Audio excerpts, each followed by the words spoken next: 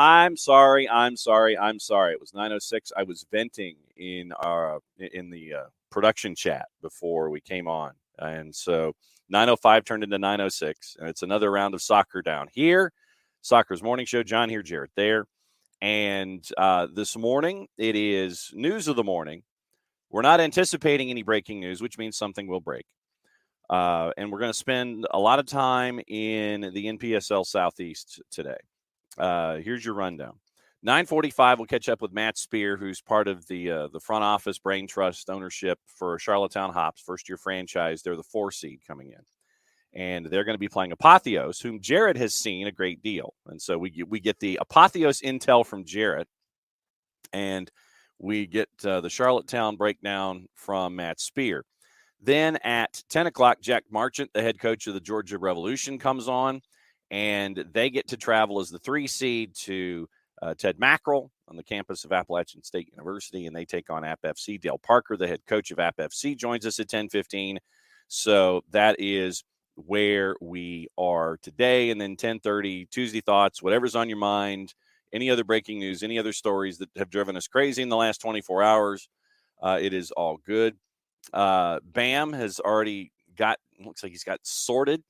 He got sorted for Nigeria, Canada tickets for the first Women's World Cup match in Melbourne. Morning, Alex. Morning, Tom. And morning, Coco. So whatever's on your mind, whatever's in the queue, that's what we're here for. And since I'm getting us on the air a minute late, I'm going to go ahead and just go to opening kickoff, brought to us by our friends at Kickoff Coffee, kickoffcoffeeco.com. There's your QR code for those of you who are watching on Twitch. And if you use the code SoccerDownHere15, you get 15% off your purchase. Thanks to everyone who has done so. And they, in turn, take 10% reinvested into the youth initiatives and youth game. That's our friends at Kickoff Coffee and kickoffcoffeeco.com. And so Jarrett had a thought that he wanted to bring to the table this morning about what was going on last night in Major League Baseball. And I will readily admit that I watched nothing of the activities in Seattle last night. I watched minute 0 of all of it. So I know that this is the All-Star break, and they had do fun things last night, and then they have the game that I'm not going to watch tonight, and then it's the off day on Wednesday before everybody heads back out and does their stuff on Thursday. So, morning, Ricky. Jarrett, you had a thought about the activities from yesterday. Please proceed with your thought. It's not even complicated, man. So the home run derby format changed from the 90s. No longer is it 10 outs, and it takes a long time to go through the derby because especially back in the day, it was like your guy had to get 10 outs, but then you'd get something like I think it was like 0-2. Bobby Abreu went off and just absolutely annihilated everybody. But then you would also get, some of the performances that we know and love, like Sammy Sosa in Atlanta or Sammy Sosa in Milwaukee or Mark McGwire in Boston. Right. Look, the format is not conducive for these 500-foot piss missiles anymore because it's timed. I mean, these guys, you're swinging, you're trying to get it out of the park, and then you're reloading and you're going fast because you're on a time limit. And they're trying to, you end up with like Julio Rodriguez last night, popping off 41 bombs. But it's hard to film it because what you end up with is a split screen where it's one camera is watching the guy and the other one is just the director is changing cameras every 3 seconds, watching balls sail out. One of my big complaints is that, yes, tracking a baseball with a camera is very difficult. And I feel like some of the people who were doing it last night were just kind of showing off. I don't want a super tight shot of a ball flying through the air. It gives me zero sense of scale. I want a wide shot because I want to get an idea of how high and far these guys are hitting the baseball. I don't really care how good you are at shooting a tight angle of a baseball sailing through the air at 108 miles per hour. However, everything's just kind of going over. You're getting 1 or 2 balls that are going over 440. If we're not going to go back to the old format, let these guys get on a cycle of gear. If you get, we'll pick the home run derby contestants earlier in the season. Once we do that, if you are, let's say it's, late April, beginning of May, or well, no, it's July now. So let's say middle May, early June at the latest. Yep.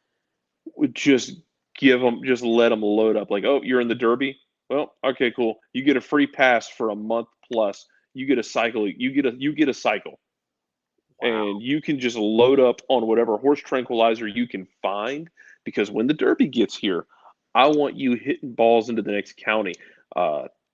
Also, God, I never thought I would say this, and the baseball heads among you might hate me for this, and that's okay. We can disagree. I can't believe I'm saying this. Please bring back Chris Berman. Wow. Carl Ravitch and company it is just ungodly boring. Wow. It's kind of, man, that's where I'm at with this. Like, at least with Chris Berman, I was getting every pun in the book. Oh, absolutely. And like the random jokes. And it was just so weird. But what I like, and if you can find somebody who can do that better, God save you. But man, it is a grind to listen to these guys. And then ESPN's production value wasn't great. I mean, at one point you have Mookie Betts getting interviewed by his teammate, which should have been a fun segment. And instead, during the segment, they go to split screen to run a Progressive insurance ad. Oh, wow. There's just so much wrong with, like, it's almost like they've made all of these changes to the Derby, but they don't know how they want to shoot it, how they want to present it for television. And it almost feels like they're kind of flying by their seat.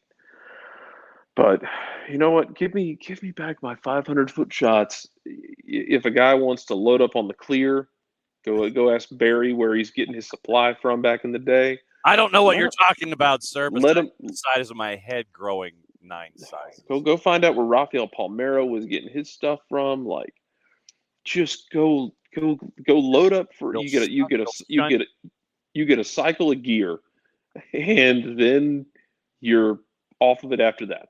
But you get a cycle so that when we get to the Derby, I want you in full recovery mode, and I want you getting an extra 10 to 15 feet on these absolute rockets you're hitting.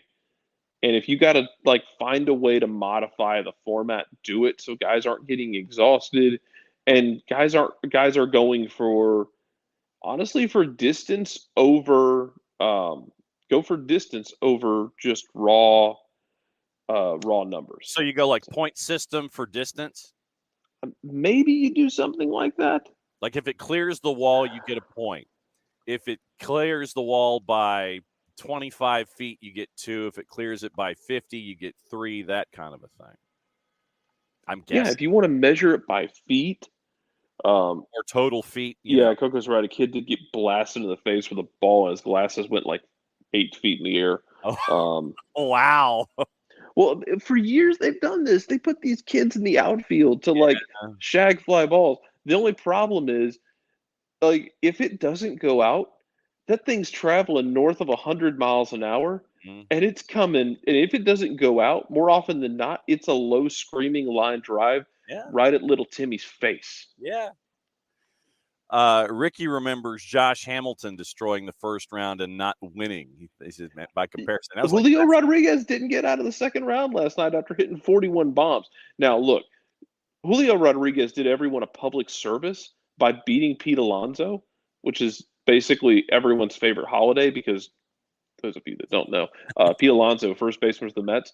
Pete Alonso is the most try-hard home run derby contestant I've ever seen in my life. I have never seen someone get so legitimately, competitively wrapped up in a derby. Like, last year, in between rounds, he was deadlifting. Yeah, like, it was. Everyone else is out there having a good time. Like what made it fun back in the day, for me personally, was like seeing like Griffey go out there and swing it. And then it's other guys who either play with him or against him are out there with their kids, with a camcorder, just having a good time. Pete Alonso's down there like he's training gladiatorial games with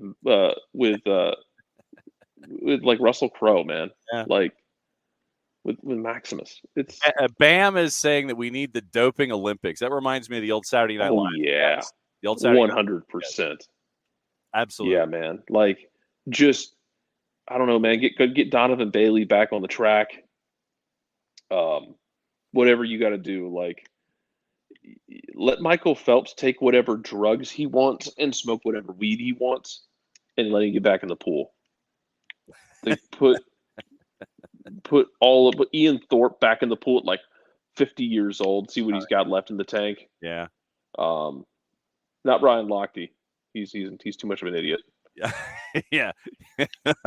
Coco, Adley Rutschman switching sides and hammering a few was fantastic. So I guess you call him Adley Stevenson Rutschman. Adley Rutschman's a treasure. Yeah, well, that's the thing, man.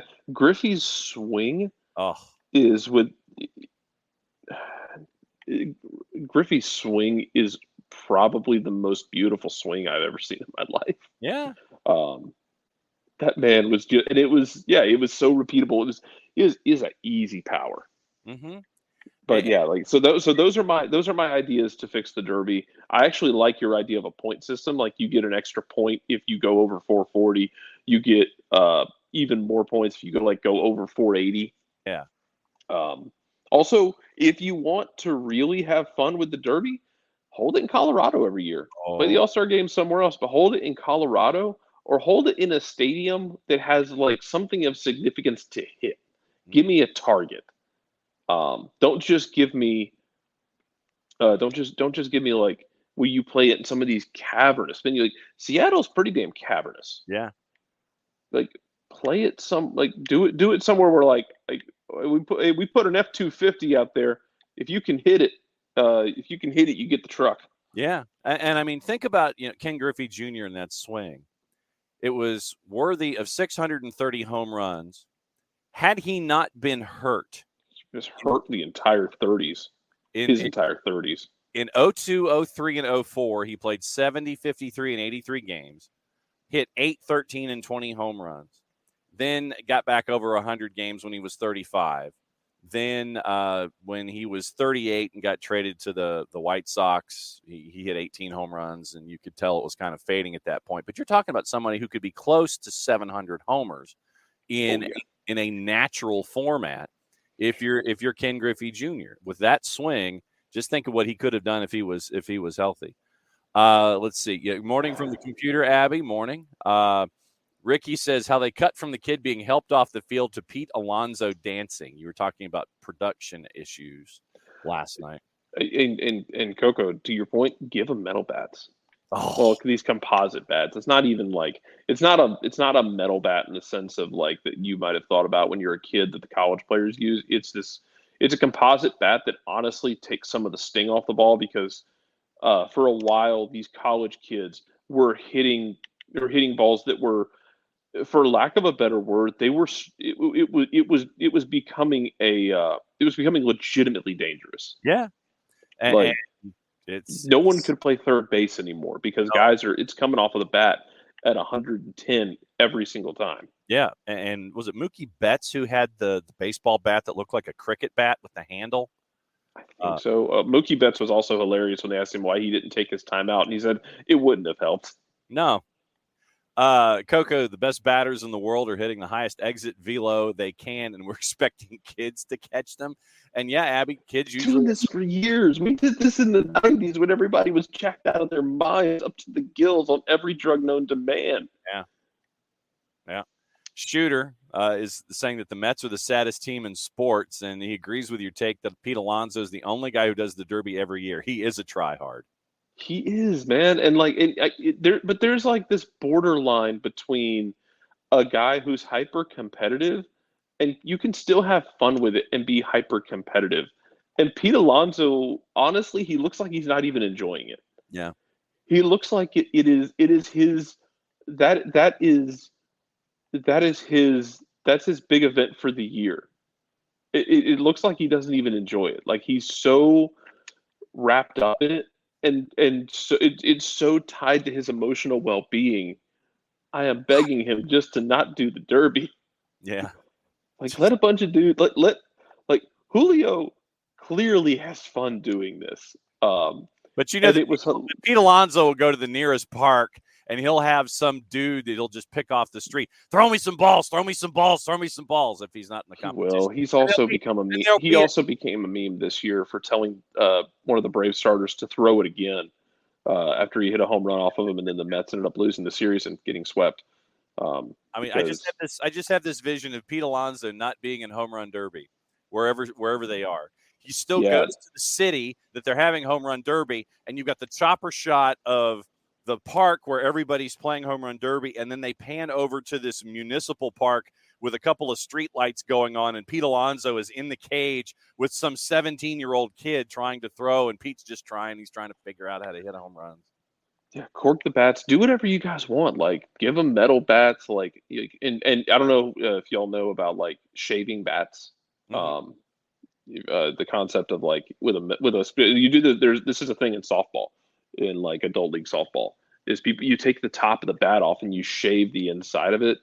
You basically like just make it lighter, and you make illegal bats, and because they do the same thing in adult league softball where you get people like who take it way too seriously. They use illegal bats because reasons. Man, I don't know why exactly they've decided that that's just their thing. Yeah. It's just how you're going to protect your masculinity, I guess. I guess so. But man, yeah, there's so many changes I would like to see the Derby. Most controversial one clearly being, I'd be fine with Chris Berman coming back and doing that back over and over again, and you putting these dudes on the desk after they go for the Derby. Like, I don't know, John, if you ever watched the old home run derby, absolutely, the black and white ones, the 1961 version where it was at Wrigley Field in Los Angeles, and welcome to home run derby. Oh, absolutely, yeah. Loved watching that. Yeah, like do that again. Like whoever, put whoever just put him in the booth with Chris Berman.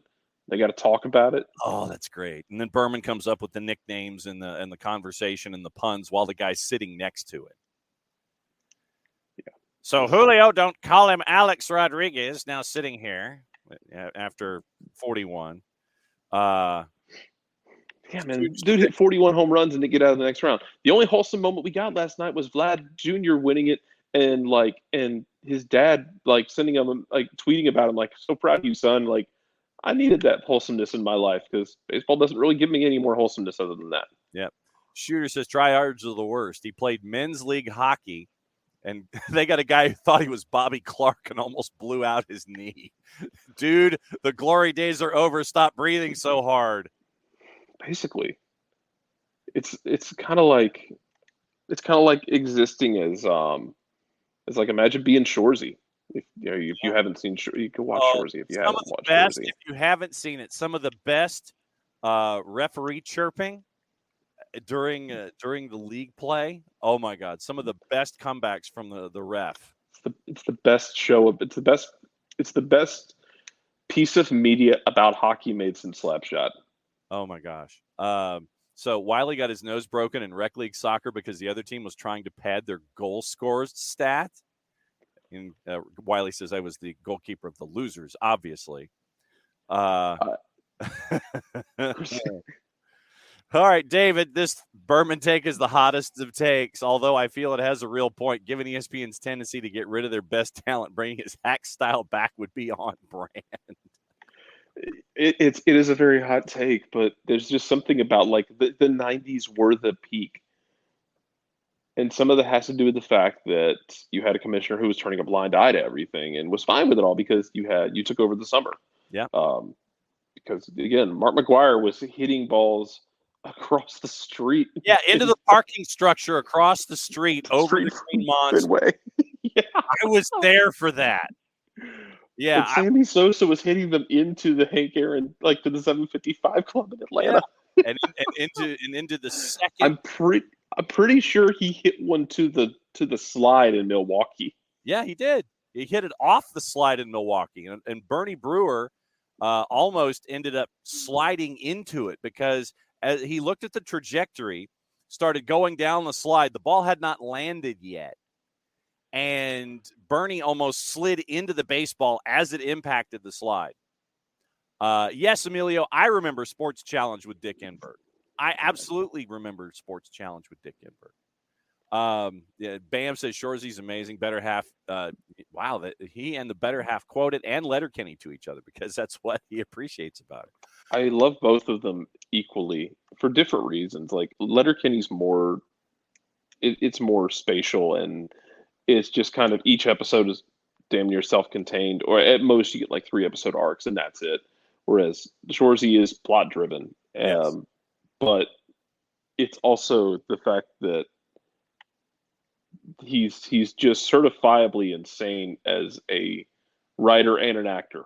Yes. So God bless him for it. Coco says, I know pitchers union will hate this, but hear me out. Juicing bats and batters was the best thing for baseball. If batters want to juice, let them. Yeah. Guess what? You know how we countered that?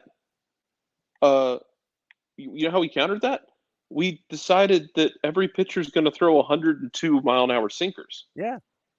Like nowadays, like if you can't pump it up there above 95, they're not letting you in. Mm-hmm. I mean, I reference this because watching the Ashes as England won the third test.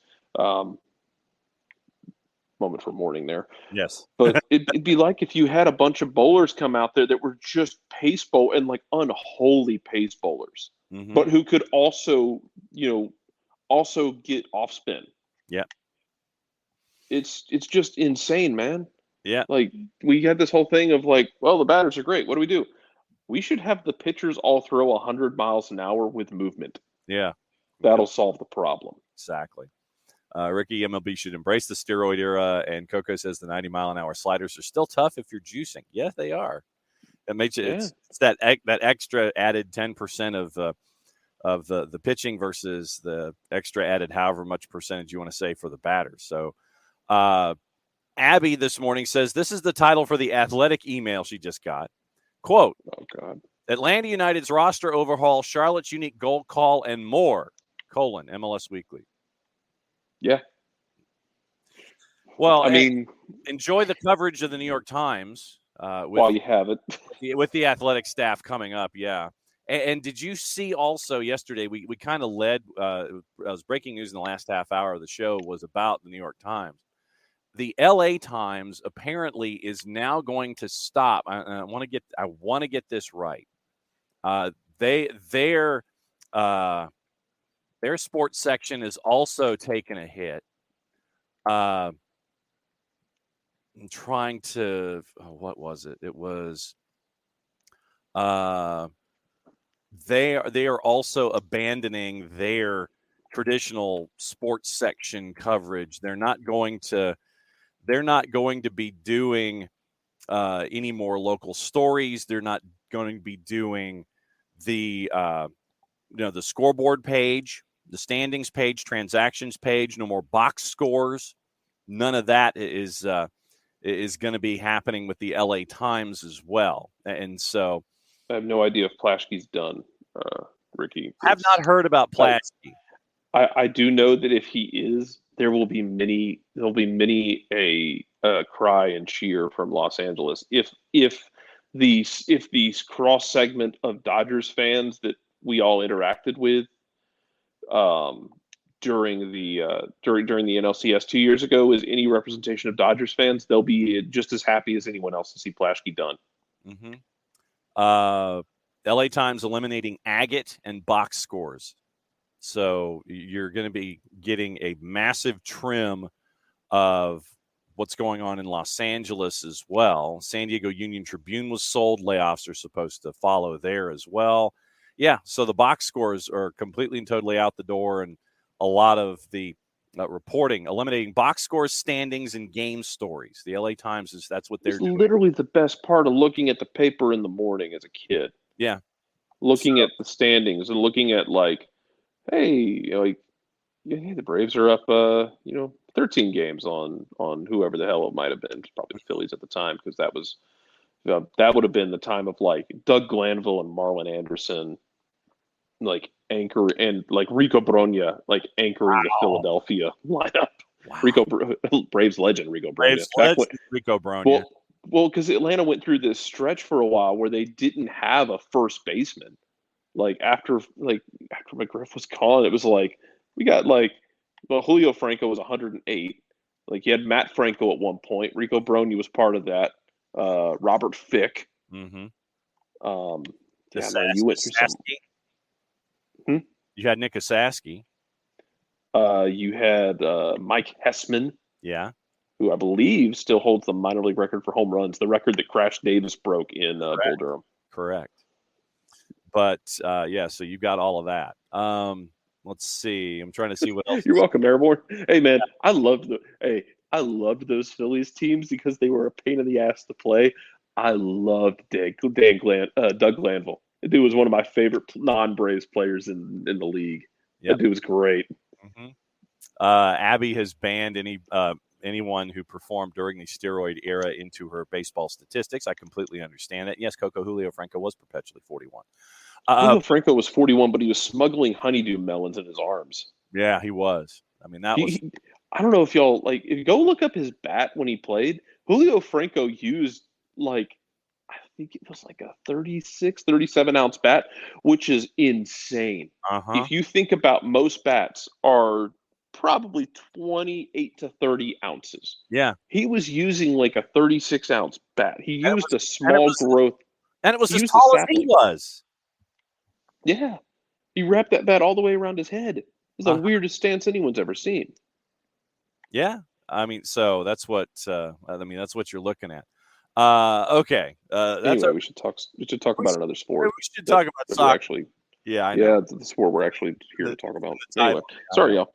No, whatever's on your mind, obviously put it in the Twitch pitch this morning. That's opening kickoff, brought to us by our friends at Kickoff Coffee, kickoffcoffeeco.com. Don't forget to use the code soccer down here 15, get 15% off your purchase. And thanks to everyone who has done so far. And the folks at Kickoff Coffee, they take 10% reinvested into the youth initiatives. Very, very cool stuff from our friends at Kickoff Coffee and kickoffcoffeeco.com. Obviously, yeah. I mean, obviously, it was the opening pitch this morning. Well, tell baseball to be better. Yeah. And so I shouldn't have to miss Bud Selig, damn it. Wow. Now this morning it's whatever's on your mind, obviously in the Twitch pitch, but we're going to be spending the bulk of the show on the NPSL Southeast.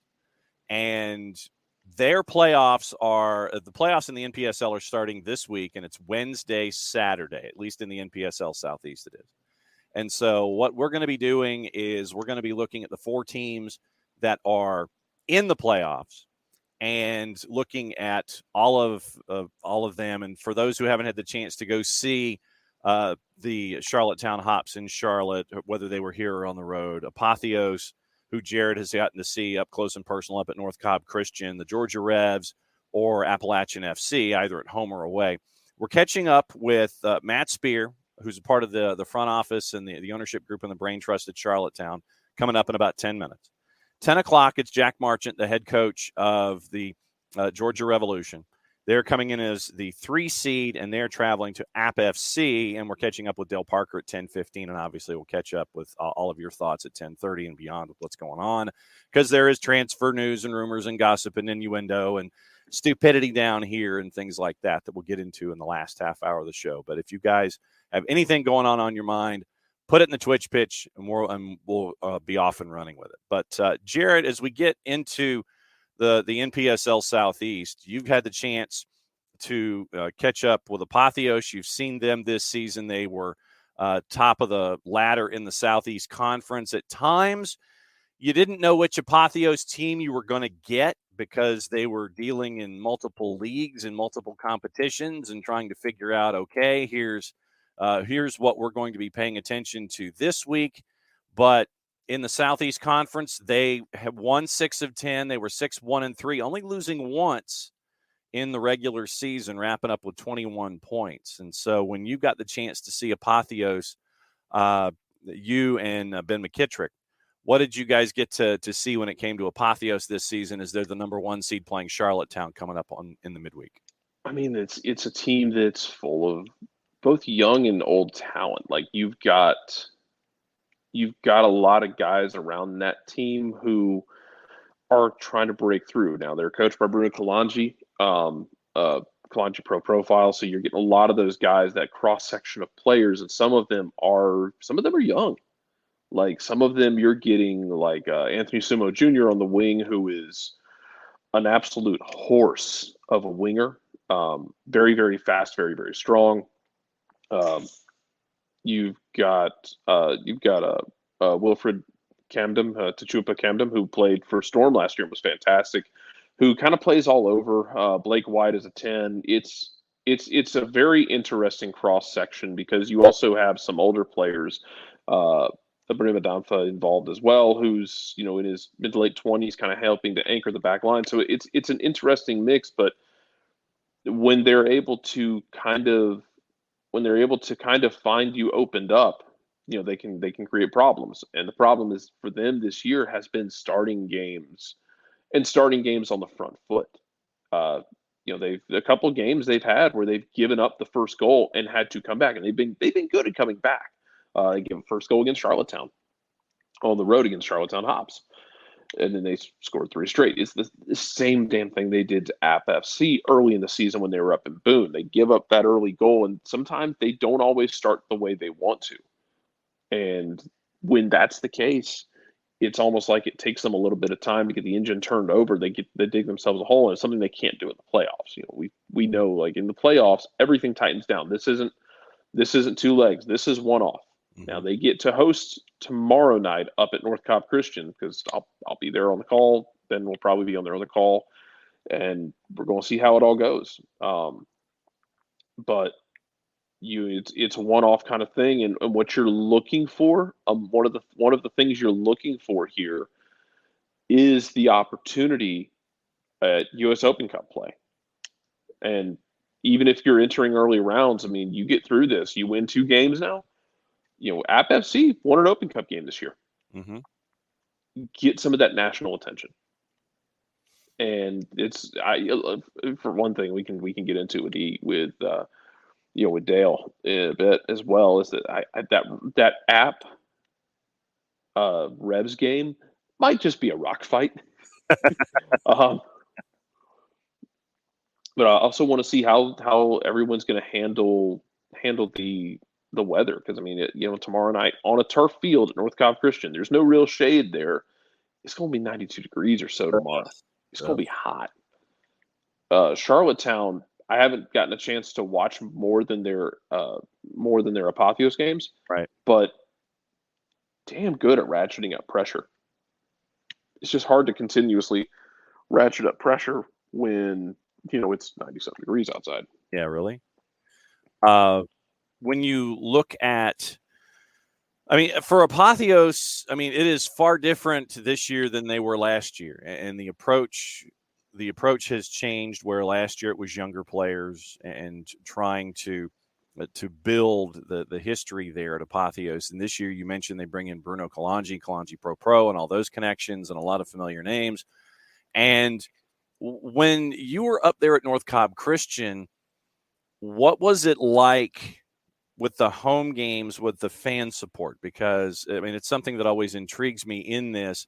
And I know that obviously weather and things like that are competing with folks that want to go and see stuff at North Cobb Christian, Apotheos, and the NPSL in general. But what was the fan support like this year for this version of Apotheos?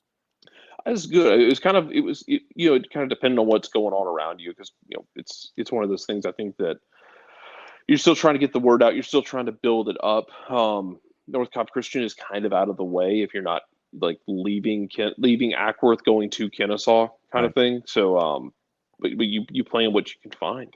Mm-hmm. And honestly, I think one of the more fun crowds we had was the last home game of the season, when 865 came, and we had a rain delay for the first half, and like we were sitting in the concession stand laughing because you had a bunch of the kids out there in pouring rain, just playing on the just like having a good old time, just playing, but out on the field in the pouring rain. And then you got it cleared off, but it was a fun atmosphere. One of the nice things about NPSL Southeast is because all the teams are close-ish. Yeah, you get some traveling support. App travels incredibly well. If you've never seen, Appalachian FC set up, they travel very, very well. Mm-hmm. Georgia Revs are going to travel well So it's awesome to see that. It's awesome to see the teams that are out there and able to travel well and to make it fun and to give it a bit of a mixed atmosphere. But yeah, I mean, hopefully, even though it's getting warmer out, hopefully we get more and more people out to see the game tonight and get an idea. Because I mean, especially from an Atlanta perspective, you got a number of bodies out there that have Atlanta United connections. Patrick Okonkwo, who was one of the first homegrowns in that first cycle of homegrowns, scored last week against Charlottetowne Hops in the season finale. He's got a couple goals this year. He's been kind of playing on top. Kendall Edwards is there as well. Lamine Jane, who was a part of Atlanta United too. Those of you who are really deep in the Atlanta professional soccer world will know the name Junior Sandoval, who at this point is just a tank of a six. I mean, you also have some really young players you can watch for to see, if they're going to make jumps. Oh, by the way, Jeffrey O2 is technically on that roster as well. Speaking of Atlanta United legends, but you've got Giovanni Rios, who's who I think he's playing at Clayton State, if I'm not mistaken. Who is just an electric player. Mm-hmm. You also. You have, like we mentioned, Anthony Sumo Jr., who's an incredibly talented winger. Mohamed Diakite is a center back who has been brilliant this year and is a one to watch. I think Diakite is 20. Yeah. But he is so good on the ball and so good at kind of unbalancing defenses when he starts to carry the ball into the attack and cause problems. So then, from the perspective of someone who has seen the team as much as you have, who do you think should be getting looks for the next level or for that next stop if they're not going back to college or anything like that? Who should be getting looks for League Two, League One, USL League One, USL Championship, those kinds of things? Who should be getting looks off of this Apotheos squad? I mean, Diakite is one that pops out to me. He's been so good as a left-sided center back playing with the ball at his feet. Like I say, he's been so good at kind of disrupting other teams. He's been so important to them when teams start to kind of shell up, being able to step up into the attack, carry the ball, and really just fly through and unbalance things. Sumo Junior's one. Think who else? I think Giovanni Rios is going to be one to keep an eye on as he goes back to school. I'm not sure when he has to go back to school. Blake White, I believe, played at State, if I'm not mistaken. Mm-hmm. Playing as a number 10, but like as a goal-scoring number 10. Like he picks his head up. He's not looking for the pass because anything inside of 30 yards for him is just prime real estate, and he is absolutely going to go for it. So nothing like having someone who was got the absolute green light on any of these. Oh yeah, Wilfred Camden. I wonder, and he hasn't reproduced what he had done last year, but it's in a different role, and he has more talent around him. Mm-hmm. Yeah, man, it's Nicholas Amooko has been basically a super sub off the bench if he's healthy.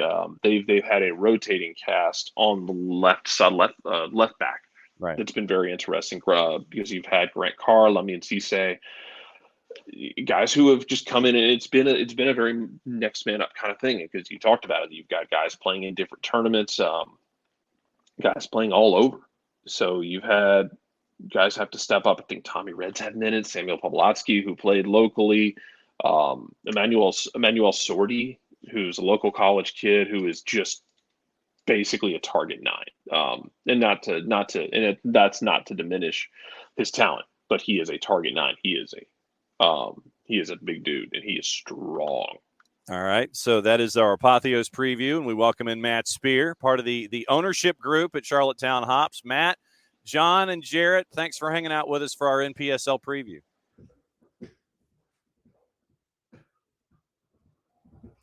Matt, you got your ears on.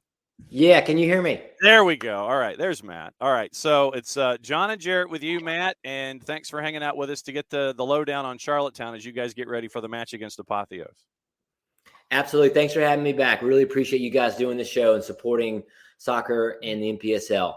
All right, so when you look back at this season, what's it been like to start something from the ground up? Obviously, it was a bit of a slow start, but you come storming in for the bottom half of the schedule. You end up as a 4 seed, first year in, first playoff appearance. Yeah, it's funny, John. We spoke at the beginning of the season, and I think Mike Krzyzewski said a season is a lifetime. So you go through so much as a startup, and then you go through so much learning curve. But we're certainly a very different team, different club, different atmosphere than we were 2 or 3 months ago. And that's to be expected when you're pushing, when you're striving, when you're evolving. So really happy where we are right now. Jarrett Smith for Matt Spear, go for it. Matt, what's been, especially as this season, it's having worked closely with Apotheos, it's kind of been cool watching y'all kind of getting the first look and then the last look and everything in between as the development, and it's been kind of weird kind of missing that, but seeing what it's become. What's been your favorite part of the season now that the season's in the books and you've actually played the games, and what's been your favorite part?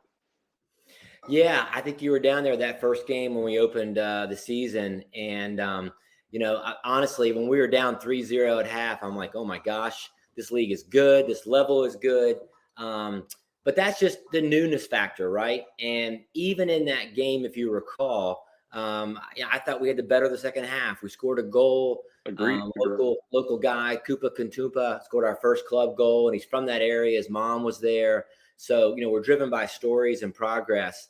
And, I think so for me, to answer your question, one of the greatest joys is to see the team both grow in quantity and quality.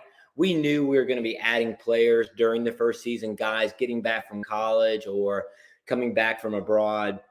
We can get into some of those players individually, but I would say on the soccer side, just seeing the team embrace growth. It's really easy sometimes to get your ego in front of the culture, but that has not been the case. The coaches have done a good job to be culture first and trust and discipline and accountability. And now we've got this feel of we're in this together, and it's next man up mentality. Whoever's available on game day, we go and we do as well as we can. So, Matt, who have been some of those studs for you this year that folks will be kind of gravitating toward as they watch this match against Apotheos and maybe watch you guys for the first time? Who are the standouts? Yeah, so it starts with our captain, Joe Pickering, who was our first signed player, if you will. Joe was a national champion at UNC, North Carolina, Chapel Hill, and he's from England. So, it starts with him. I think it is kind of the foundation of the team in our inaugural season. I would point out Julian Sagnol. He was at our first tryout in March. He's from the defending or reigning champs App FC from last season. So really good caliber experience in the NPSL. He's been a benchmark and a standard. He scored a couple goals on set pieces for us this year as well. In terms of the new players that we've added during the season, probably the biggest standout would be Mika Habel. Mika is German-born, but went to high school in Charlotte and literally speaks English with a Southern accent. It's funny how quickly these guys can adjust and acclimate to the Southern culture. And he plays at the University of South Carolina now. He's been a critical player for us in the center midfield. And even as recent as last game, against Apotheos in the 10th and final weekend of the regular season, we had 2 more players make their debut. One was Tucker Lepley, who's captain of UCLA, who's a Charlotte native and came back for the end of the season. And another is Alexander Wyatt Ingram, who again came through Charlotte Soccer Academy in the Charlotte area and has been doing his last 2 years over in England playing and studying in college there. So we've continued to add pieces to the puzzle even up through week 10. Jarrett, go for it.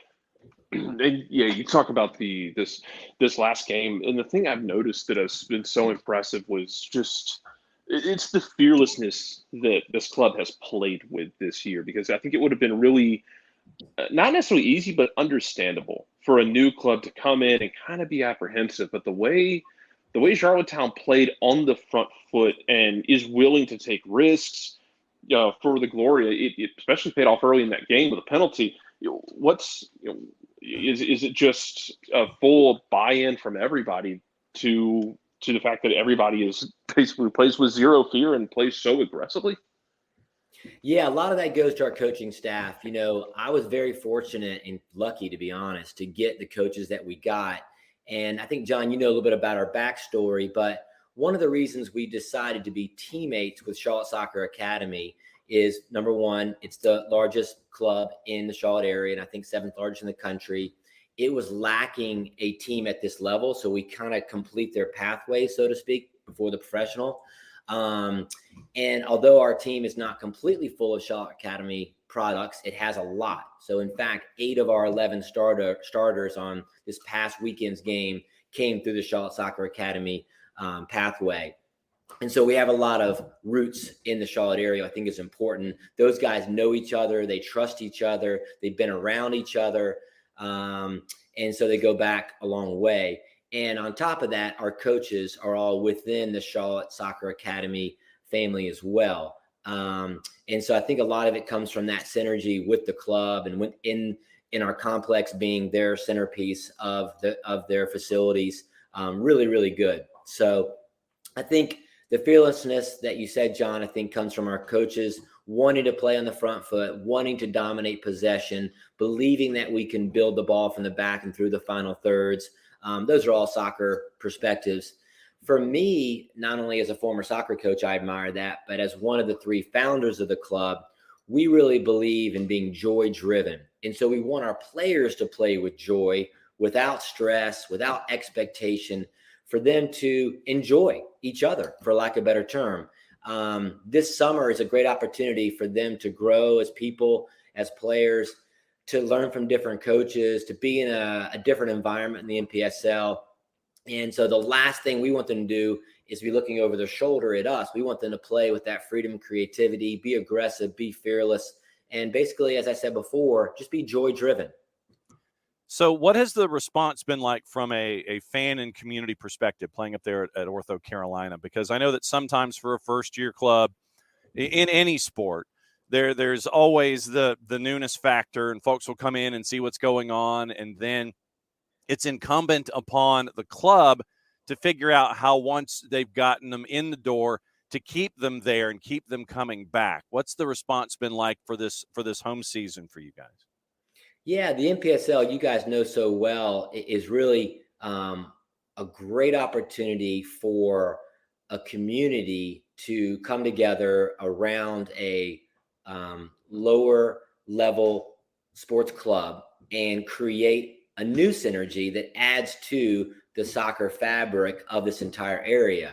So I think Charlotte is unique, of course, every city is, but it's different than some of the other NPSL marketplaces, some of which, you know well, John, we've talked about. Is one of our 3 co-founders is Michael Hitch, who has several clubs, including App FC, and the recent revelation of Annapolis Blues, which is blowing out, breaking records in their first season with 8,000 plus at the Navy Stadium in Annapolis. So great story.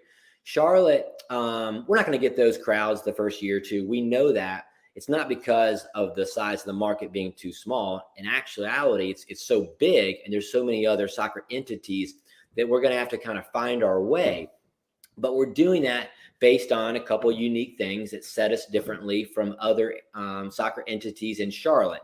For one, we're doing the Hops FC. So hops obviously is a big piece of it, combining with local breweries. Charlotte, like other great growing cities, is rapidly expanding its local craft brew scene. I think there's up to about 50 now. It seems like one's coming on every month or 2. And you get millennials, and you get families, and you get business types, and you get moms and dads that kind of connect with that culture. So one of the things we've done on a game day experience is we added a 4th local brewery partner, Red Clay Cider Works, in addition to Lost Worlds Brewing. Middle James is our founding partner on the brewery side, and Petty Thieves in Uptown Charlotte. And each of those bring some different dynamics. Both, they bring 3 craft beers, but they also bring their perspective, their fans, their kind of mojo, for lack of a better term. And so I think it's one thing we've tried to do, John, to separate us from other entities, is have a really good local craft beer scene that you can go and enjoy yourselves. And then adding local vendors as well. So La Única, authentic Mexican cuisine, has been our primary staple from a food perspective. We think Latino food, good craft beer, good football, soccer, if you will, is kind of a good trifecta for fans to enjoy themselves, and other vendors that we have at the game as well. We have fans come literally that are Charlotte FC fans, and we love Charlotte FC, and we go to games, and we enjoy being a Major League Soccer marketplace now. We also have fans come from other soccer entities, and they do notice that it's a different perspective, a different offering, and I think they're appreciating that. Well, Matt, as one of the co-owners, it's great to see Charlottetown Hops come up and hit the ground running. You're in your first year. You get your first playoff appearance. You're the 4 in the Southeast. You've got to travel to Apotheos here in the midweek. Thanks for hopping on. I know that you've got some other things to do with the other aspects of your life and your other personalities. Thanks for parachuting in, breaking everything down for the first year at Charlottetown Hops. Good luck against Apotheos. We'll catch up with you on the flip side and find out everything that you've learned as a franchise in year 1. Thanks for hanging out with us. I appreciate it, John. Take care. Matt Spear, one of the co-owners for Charlottetown Hops. They're the 4 seed. They're going up against Apotheos, and they are coming up in short order on Wednesday, 7 o'clock at North Cobb Christian. That's your preview of 1 versus 4. Coming up will be your preview of 2 and 3, and it will be, first off, Jack Marchant, the head coach of the Georgia Revolution, as they are going to be taking on App FC. We'll have Dale Parker coming out at 10:15 to kind of break things down. So 1 versus 4 was in the 9 o'clock hour. 2 versus 3 will be in the first half hour here of hour number 2. And then once again, all the news of the day, all your Tuesday thoughts, all those other things from 10:30 until we close shop at 11:05. Before Jack comes in, because we are getting close to the top of the hour, we know what that means. And that means I've got to turn the music down and try and find a suitable level where I can do something like this. Time to read a promo. For odor-free, clean, fresh air, one place you need to go. It's Lemonized Service. Lemonized Service deodorizes enclosed spaces like houses, apartments, and condos. They've created a customized solution that eliminizes all organic odors, including those like pet, cigarettes, and food. Realtors and property managers use a Lemonized Service to eliminate bad odors to help them sell or rent their homes that much faster. It's a turnkey process. Makes it easy to work with realtors and property managers. Lemonized Service, kind of the environment. We like that these days. They offer a very green way of going about things without getting rid of odors without any toxic residue whatsoever.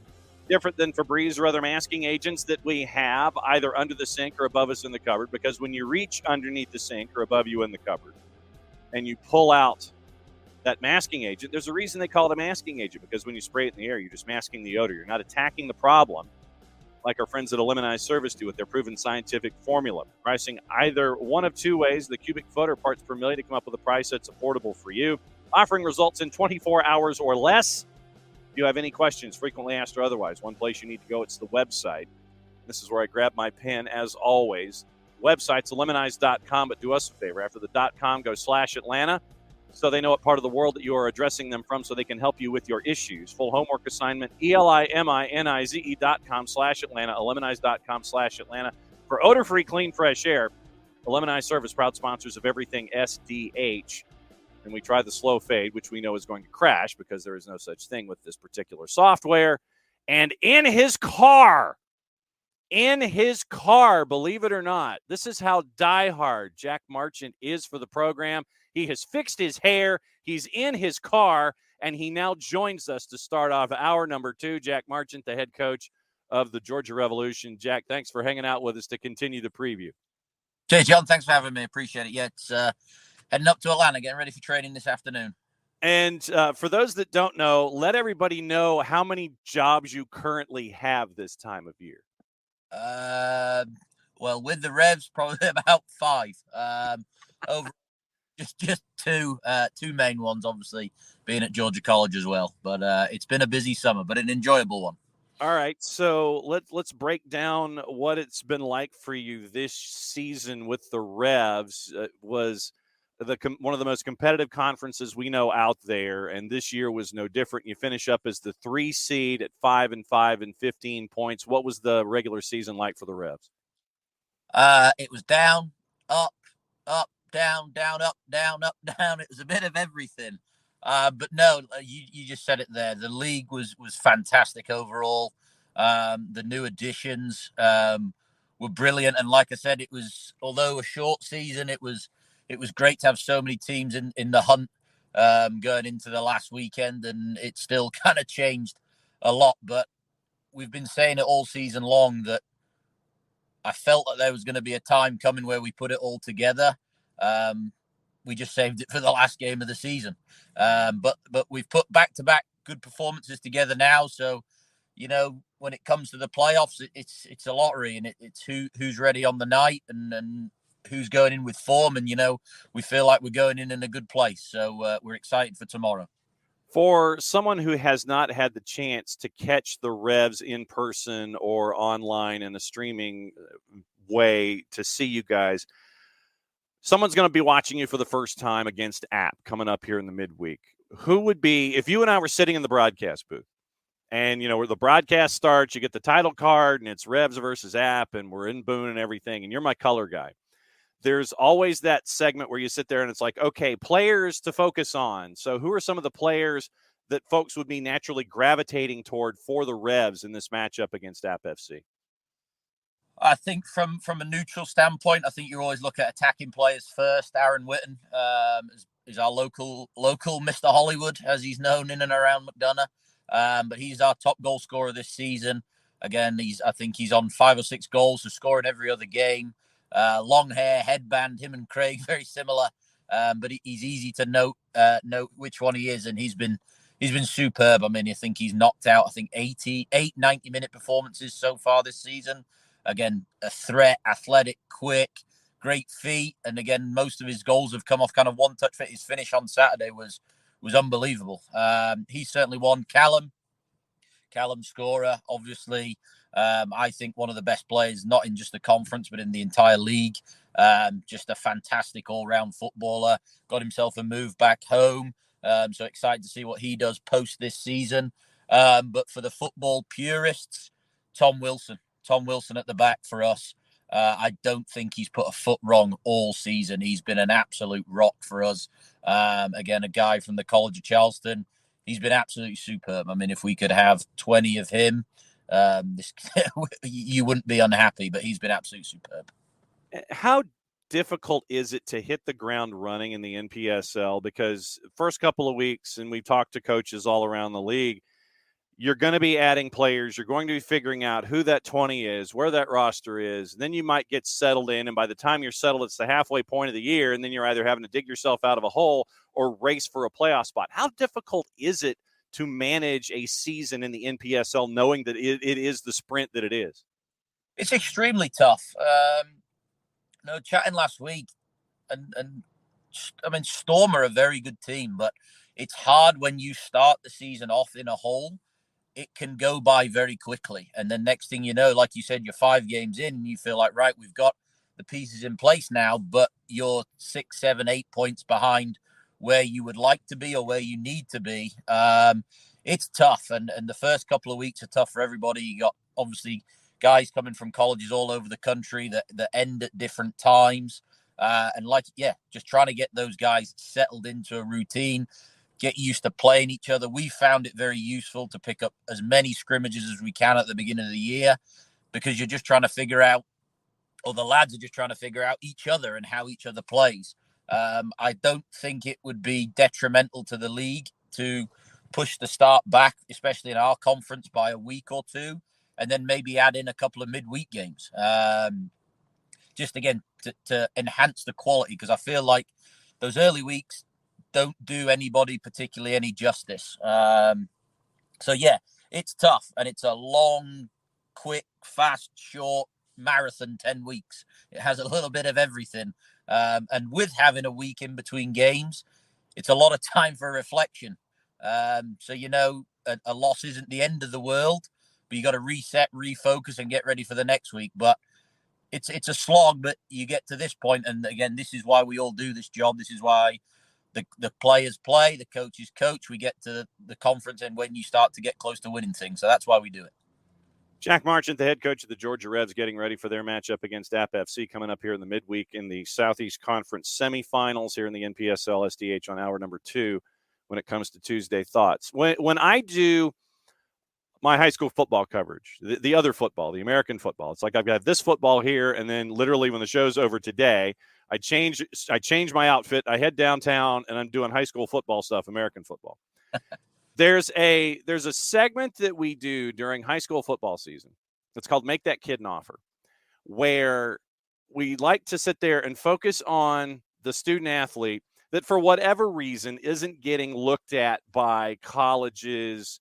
You know, they're too small. You know, they're not muscular enough. They're too small. They're not fast enough. The school is too small or whatever. On your roster, is there anyone that you would sit there and say, this individual is being overlooked and really could benefit someone at the next level, in the professional level, whether it's here domestically or overseas, that could really help out somebody in League One or the championship or overseas? If I sat there and I asked you, okay, make that kid an offer, is there anybody on the Georgia Revs roster where you would sit there and say, look at this guy, he would really do well as a pro at the next level? I mean, Callum's the guy, and it's something that we've worked diligently on for the last couple of years. It's obviously a little bit different for him being based in the UK, but we know we've got him some looks once the season's over here. He's going to be going off training with a couple of teams. Aaron's another one. Aaron's come, again, he's a Locust Grove guy, played up at Reinhardt. I've said it all along, and this isn't meant to be disrespectful anyway, but we think if he was from Atlanta or maybe an international kid, he maybe would have gone somewhere a little bit different other than Reinhardt. But, you know, he's a 2-time All-American up there. And no matter what the level, I played NAI.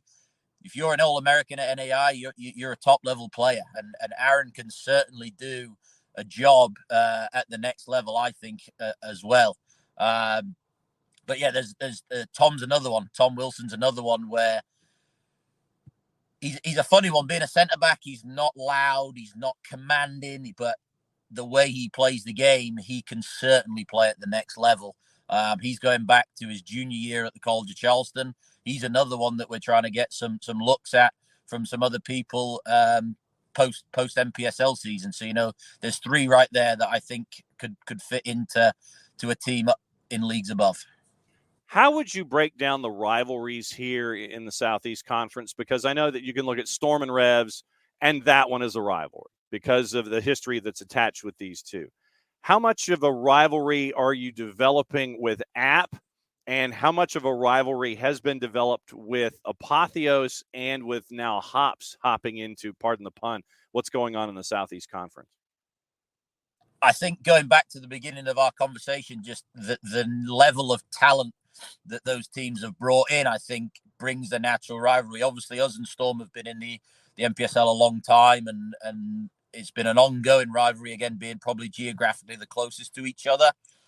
Apotheos, I think, is a budding rivalry. Obviously, their backstory with Bruno and everyone being in and around the Atlanta area, obviously everybody knows them. I think the level of soccer they've brought to the conference this year has really helped put the Southeast on the map. Again, that's what we want. We want high-level football. As much as we all like the drubbings, the guaranteed wins every week, we want to be in competitive games. And again, Apotheos have gone about it their way, but it's done nothing but bring talent to the league. App is a very, very good rivalry, I think. I think myself and Dale, I think we recruit similar types of players. So, you know, it's a game where we're at each other for 90 minutes. But once that full-time whistle blows, we'll shake hands and we'll have a chat. And as you would do, you have a beer with the guy. It's a bit more of a rivalry for me, as I've played them 4 times and haven't beaten them yet. So it's extra for me.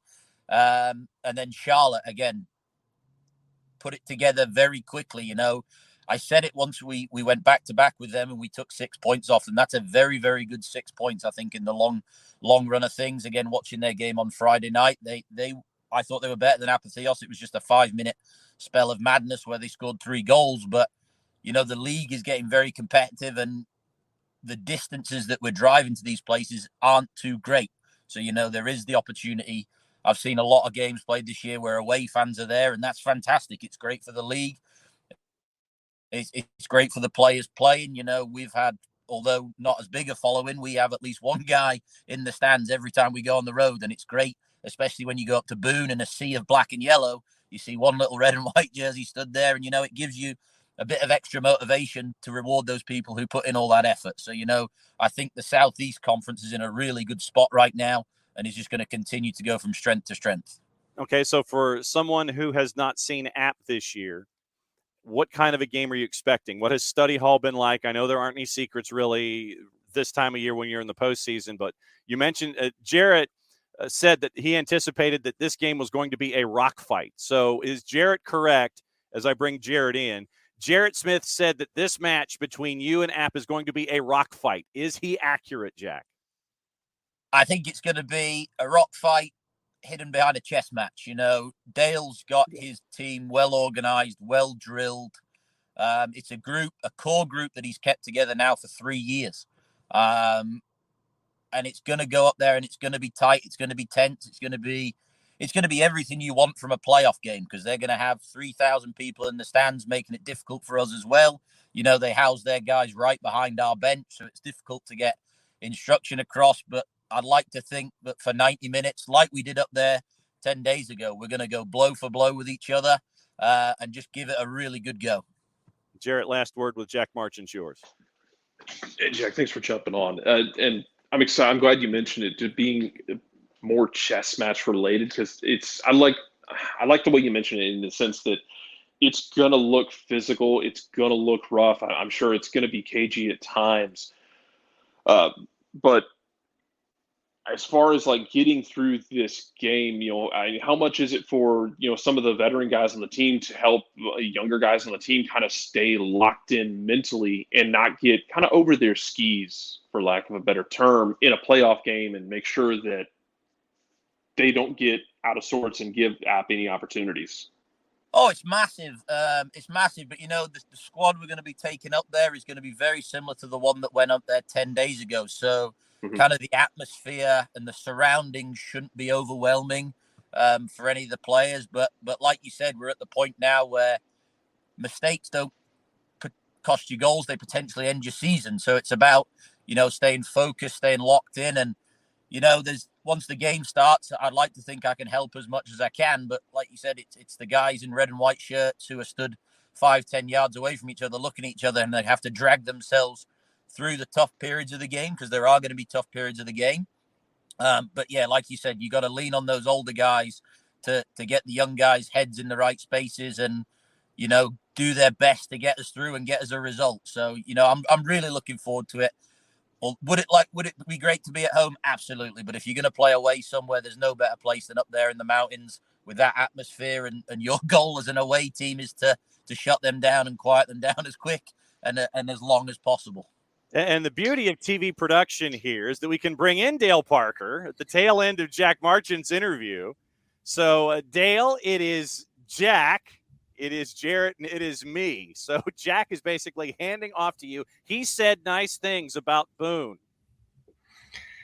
Well, that's good. He's not wrong. It's not a bad place to be for the summer. I just caught the back end of that conversation there. I think playing knockout football in front of this crowd, I think it's good for everybody. Obviously, gives us a little bit of an advantage. But I think if we were traveling somewhere, if we had to travel somewhere, we'd want to go somewhere where there's a big following and good support. And yeah, we're hoping for an exciting game of football, whichever way it goes. Well, Jack, thanks for hanging on with us, and safe travels to practice. I know you've got a little bit of a roadie to get to, so both hands on the wheel, be safe, and we'll be keeping an eye, Jack, on you and the Georgia Revs as we get ready to talk to Dale about the app side, so you can listen and get state secrets from Dale. It's just that we're going to talk to Dale. Thanks for hanging out with us, Jack. Yes, see you tomorrow, Dale. See you guys. Yeah, see you, Jack. All right, so we tag out. We go to the hot tag. We go from Jack Marchant of the Revs to Dale Parker of App FC. And Jarrett, first question from you for Dale is what? Dale, thanks for jumping on today, man. And it's been a wild season. We've been talking with a bunch of people and tagging in and out this morning. I just wanted to get your general feeling of the growth of the league this year from last year, with especially with Charlottetown coming in and making the playoffs in year one, but just your general thoughts on how the league has grown and developed year over year. Yeah, I mean, the straight answer is we've had 6 teams this year that, at any given moment could beat anyone. That just shows you the strength of the quality of the league in terms of the players and the coaches. I remember our first year in 2021, there'd be some games where you felt this doesn't really feel, like a professional environment, or doesn't really feel like a strong opponent. And over the last couple of years, that's just radically changed. And this year has really been a credit to all the clubs involved. In particular, the 2 new clubs that have joined in, 865 and Charlottetown. They've added immediate strength to the league.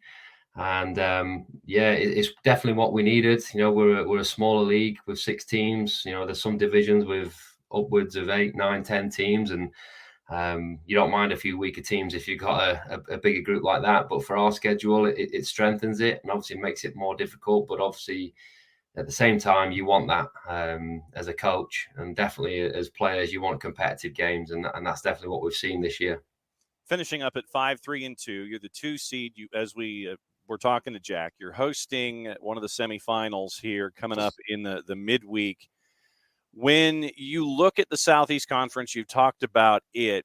When it comes to your squad, for someone who, and I've asked Jack this question too, for someone who has not seen App play this year, and they're drifting in and they're watching you guys for the first time in this 2-3 matchup in the first round of the playoffs in the semifinal, who would be some of the folks that the eyes would naturally gravitate toward if App is doing what you're supposed to be doing and you're being successful out there on the pitch?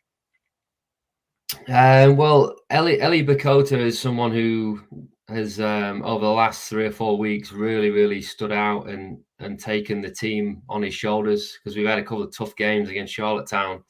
And then we played the Revs, and we had to go to Alliance to ensure, hosting a game this week. And he's been the one over recent weeks that has taken the team on his shoulders when, there's been moments where we haven't been playing so well, and he's lifted us, scored a big goal on Saturday night in difficult circumstances. And he's playing as one of our forwards. He's been outstanding. So he's someone to keep an eye out for. I think his strike partner, Mikey Eberle, has been just as good. His hold-up play and his development over the course of the season has been fantastic. So those 2 are going to be heavily relied upon for us.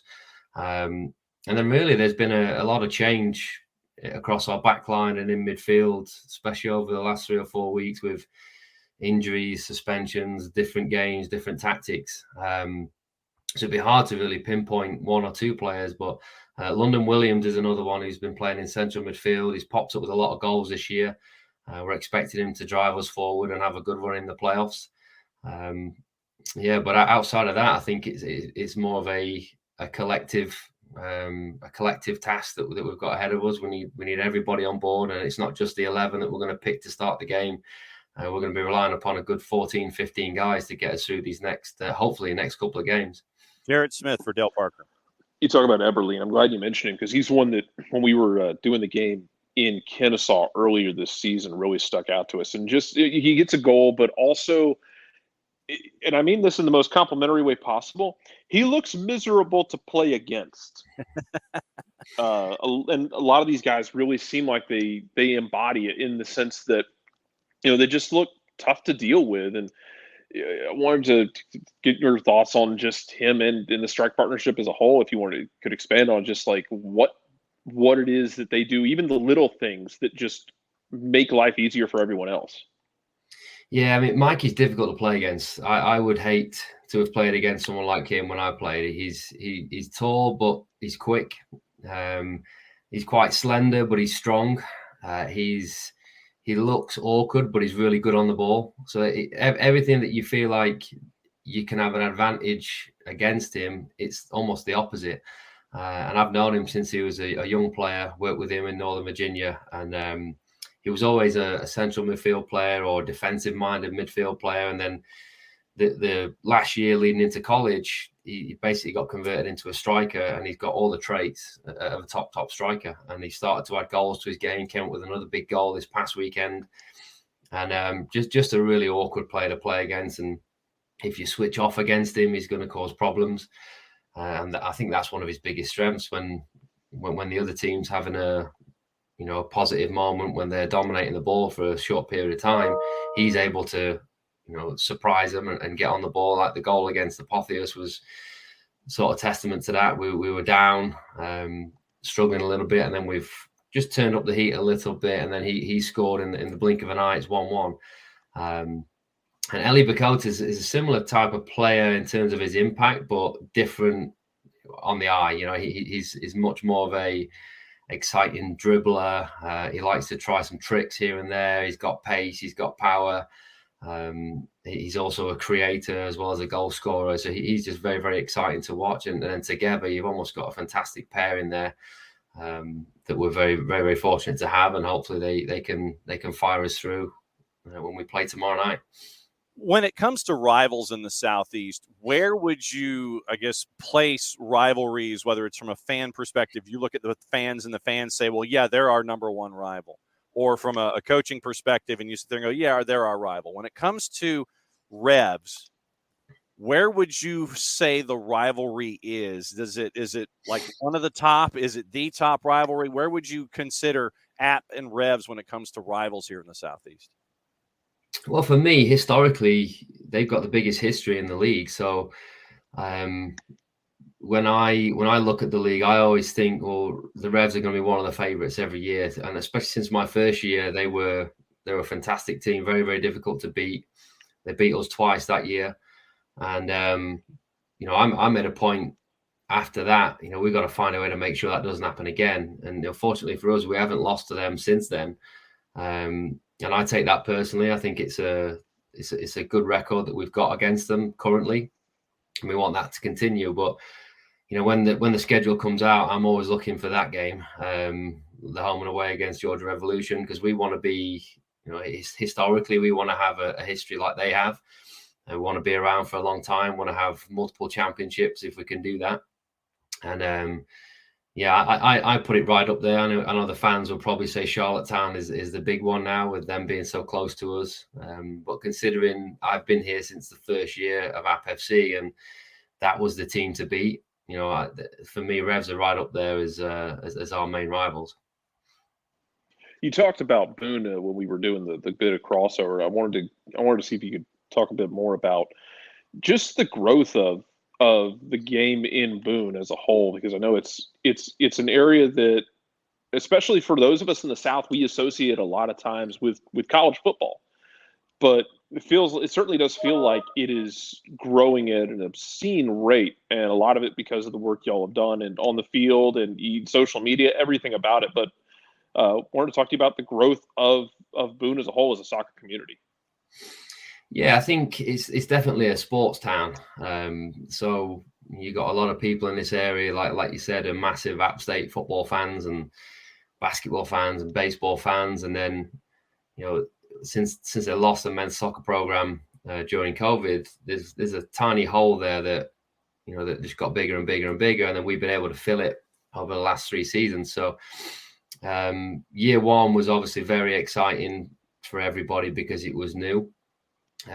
Year two, because of the success that we had, just grew that excitement. And then year three was the anticipation of the US Open Cup, which we had an amazing time doing, prior to the summer season, and that's just carried on as we've gone through this season. So I think the excitement of the on-field stuff is one thing that's helped grow the game, but there's been a lot of things in between all that. The World Cup's taken place. There's been a big push, in the local area. If you look at the youth game, there's a lot more clubs, a lot more teams pushing in the right direction. A lot of players are now emerging from Boone, a lot of young players that are taking up the game and playing and getting to a high level.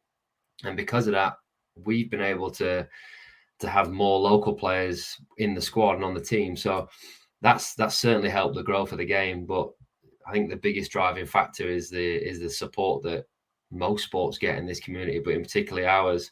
The fans are crazy in a good way. They're very, very supportive. They want to be involved in what we're doing.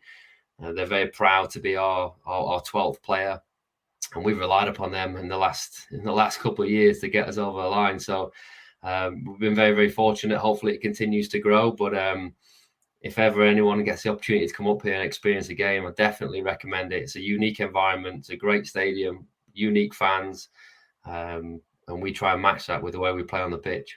Another couple of minutes with Dale Parker, the head coach of App FC, as they get ready to host Georgia Revs in the first round of the playoffs in the Southern Conference coming up here in the midweek. I asked Jack this question, and I'll ask it for you. When I do my American football coverage, like when I leave the studio and I go and cover American high school football, the other football, we have a segment that we tie to recruiting called Make That Kid an Offer. And it's for whatever reason. Too small, too wide, not tall enough, not enough experience in the eyes of whomever feels that it's important. But for whatever reason, some player is too whatever not to get a look from the next level, whether it's a college that you think that they should really be D2 instead of D3 or D1 instead of D2, or they really could do well in USL League One or USL Championship as a professional. Is there anyone on your squad that fits that, make that kid an offer kind of a mentality that is being overlooked for whatever reason in your mind that really deserves a shot at the next level, whatever that next level might be? That's a really good question. I mean, we have I think the basis of the league or the fundamental part of our recruitment is bringing in players who are playing at a high level at college that could perhaps play at the next level. So if we're looking at players in the current group that are at that age coming out of their college careers and potentially could deserve an opportunity, Rashawn Kelman is someone who's been with us now for 3 years. He's been involved in the Barbados youth setup as he was growing up, and he's someone who's been a standout player for us. He's played against some top level players and consistently been a difficult player to play against at the back. So he'd be one who I'd be looking to push to get an opportunity moving forward. But there's a couple of younger guys who've emerged this year who've really shown how good they are. I wouldn't necessarily surprise those and been unexpected, but have really gone above and beyond what we expected. I think our left back Charlie Leach is one that you wouldn't necessarily think is such a high impact position, right? A left back, someone who can help you win a game and stop you from losing a game. He's been somebody this year who's been absolutely terrific, one of our best players almost every single game, and he's only going into, I think, his second or third year in college, so he's got a long way to go still, but he'd be someone to keep a close eye on moving forward. And obviously one guy I mentioned earlier, Eli Bakota, he's going to light up the screen. If you're watching it on the screen or watching it in person, he's going to be an exciting player that everybody's going to be saying, how is he not playing at the next level? So he's somebody definitely to be watching out for. Last question for Dale goes to you, Jarrett. We were talking as well with other coaches today as we've been kind of making the roundtables about this match in particular, because you had to describe, I called it a bit of a potentially a rock fight just because styles make fights, but also a chess match in it. And I wanted to ask you, how tough is it to play a team 3 times in such a short amount of time and, kind of try and throw something new at them, or, while also knowing what they're going to do, they know what you're going to do. How tough is that to see them 3 times in this small of a window? Very, very difficult. We were talking about that this week. We've had 2 good results against them. Over 2 games, we haven't conceded a goal and we've scored 6. But that doesn't mean anything going into tomorrow. Beating a team, twice is difficult enough. 3 times is extremely difficult because they're going to know pretty much everything about all of our players. But at the same time, we have a good grasp on what we think they might do. But like you said, is now the right time to throw a surprise, or do you play safer with it being knockout football? There's a lot of questions that are just out there that are going to be answered very early in the game. All we can do is prepare as best as we can in a team shape that we think is going to be successful, and picking 11 players that we think are going to start the game well. I don't think we can do much more than that. We can't overthink it. We can't try and predict too much. We've got to anticipate a tough game. We've got to anticipate that it won't be 2 or 3 goals. It'll be a 1-goal game most likely.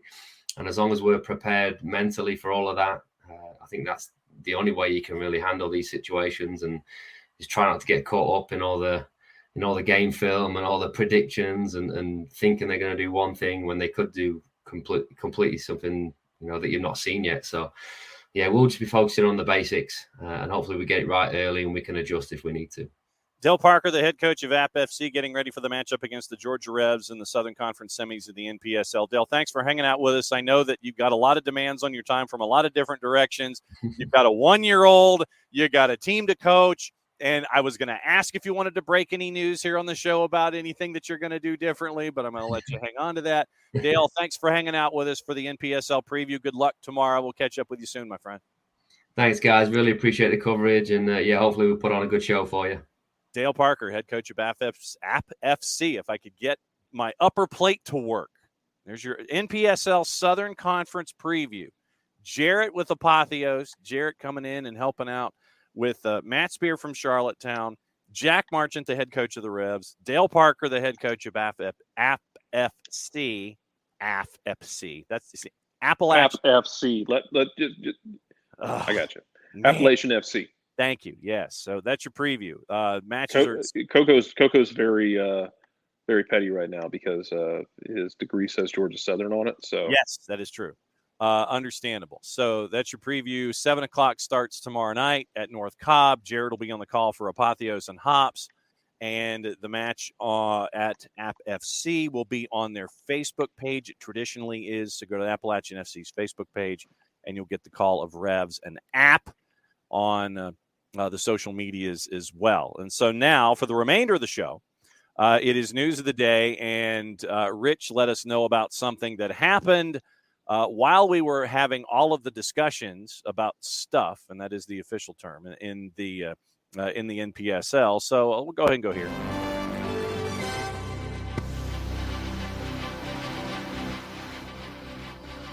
Officially official. Jim Curtin is staying as head coach of the Philadelphia Union. Rich has it through 26, I believe. So Rich is absolutely torn about this, by the way. Why so? Well, I mean, let's go back into the comment section and find out why. So my guess is that Rich, and Abby's saying he's staying because he didn't get the USMNT gig. Rich basically says, I'm happy Curtin's back, but was also ready for a change. He's on two sides of it. So interesting. And I mean, there's, and we talk about this in college football a lot. And we talk about it really in any kind of sport where how long is too long for a coach? Is the philosophy. Let's ask Northwestern. Yeah, really? Oh, Pat appropriate sound. Wow. Man, is Jim Curtin Gus Malzahn? Well, is he staying one contract too long? Did he get to the point to where he was almost out the door, did something late in the year to sit there and have the front office of Philadelphia Union go, yeah, we'll sign him to another deal? And is this one deal too many? Is this one deal too many for Jim Curtin? That's the big question. Well, can I follow up your question with a question? Absolutely. It's what we're here for the next half hour. Who else are you going to get? And would you be worried about it going – well, it's literally the same question that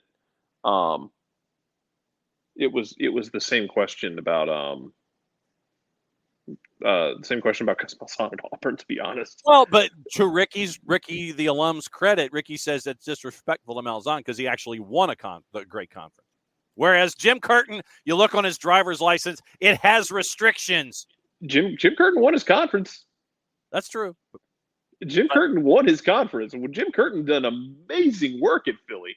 Neither one of them but like both of them got agonizingly close Mhm. To title things. Yeah. So, man, I don't know. Like, that's the thing is, like, who are you gonna, who do you get? And not to say that Ricky is wrong, or not Ricky, but not to say that Rich is wrong, or Ricky. Ricky says it's a great conference. Oh goodness. Oh man. Oh yeah, Ricky. They won a great conference. Coco Curtin has a great resume. If you don't pay any attention to any game titled MLS Final, I mean, he got.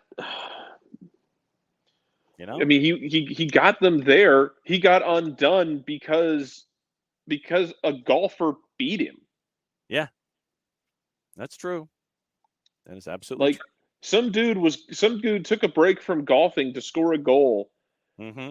and 4,000. that's what undid him. Like, and like I think we've all gone through our opinions on Curtin and the style and like the bravado he uses, but Mm-hmm. he's taken a place in Philadelphia that's always kind of been like good, but not necessarily traditionally a powerhouse, and has turned them into one of the most impressive clubs and one of the most in an academy system that is just churning guys out that fit into the style. I guess so my question being, then, like, hey, what do you get if not Curtin, then what? Yeah. Principal owner Jay Sugarman. Jim's leadership is critical to the team's success. That's what Jay Sugarman said as a part of the Don't doubt it. official recognition of re-signing the contract. 9-year tenure so far for Jim Curtin of Major League Soccer and what he's been able to do there in Philadelphia. So I wonder, like, is Curtin the kind of guy to go to Europe? I don't know. Well, I would think, legitimately, and this is kind of spinning off of Abby's point. Ransom, long story short, he was tied to Marsh's USMNT, no Marsh to USMNT, no move. So, and that makes a lot of sense. So, does Rich, in your mind, does this mean that if Europe came calling, do you think Jim Curtin would go? That, to me, is a question here. Would Jim Curtin jet if Europe came calling? Like if say, for the lack of a transparent example, say Union Berlin, because of the loan currently with Brendan Aronson, and that's the only reason I bring up Union Berlin as a name mentioned here. If you attached Jim Curtin to a club that had Philadelphia Union players or that learned under him, would he jump to that kind of a European opportunity? Rich, as our resident Philadelphian, what is your gut? What would you and your fellow Union fans say in this particular instance? Would he jet to Europe, or is he going to be Marty Schottenheimer? And I mean that by saying Schottenheimer stayed in one place for a very long time, but then the message got stale, and it got stale pretty quick. And I don't think it'll get. I don't know. I don't think it would get stale like that. Look, Philadelphia hasn't been the same team this year, and that's okay. They're still near the top of the East. What they did last year was absolutely absurd. They went through some stretches last year where they were just off the rails good. Yeah. Not being able to replicate that isn't a failure. Just means you came back down to earth a bit. But coming back down to earth doesn't have to equal being terrible. You know what I mean? Yeah. No, you're just because you make it to, CCL semis, MLS Cup finals, and then you regress, but that regression doesn't mean that your season totally sucks, even though we know that expectations would lend to something different to it. It's like, well, you didn't do what you did last year, ergo you suck. That should not be the case. Rich says, word's always been Curtin's kids are in high school and a Europe move for the family would be too much. So, okay. That's a great reason not to do it, man. Like, That's a great reason not to go anywhere, to be comfortable where he is. And you got kids there. You don't want to take your kids out of school, and you don't want to be away from. You want to be in the same area your kids are, and to see them grow up and, not have to deal with all the movement that comes from that. Great reason. And once they're out of the house, once they're up and out of the house, if he decides that's the move, then more power to him, man. Yep.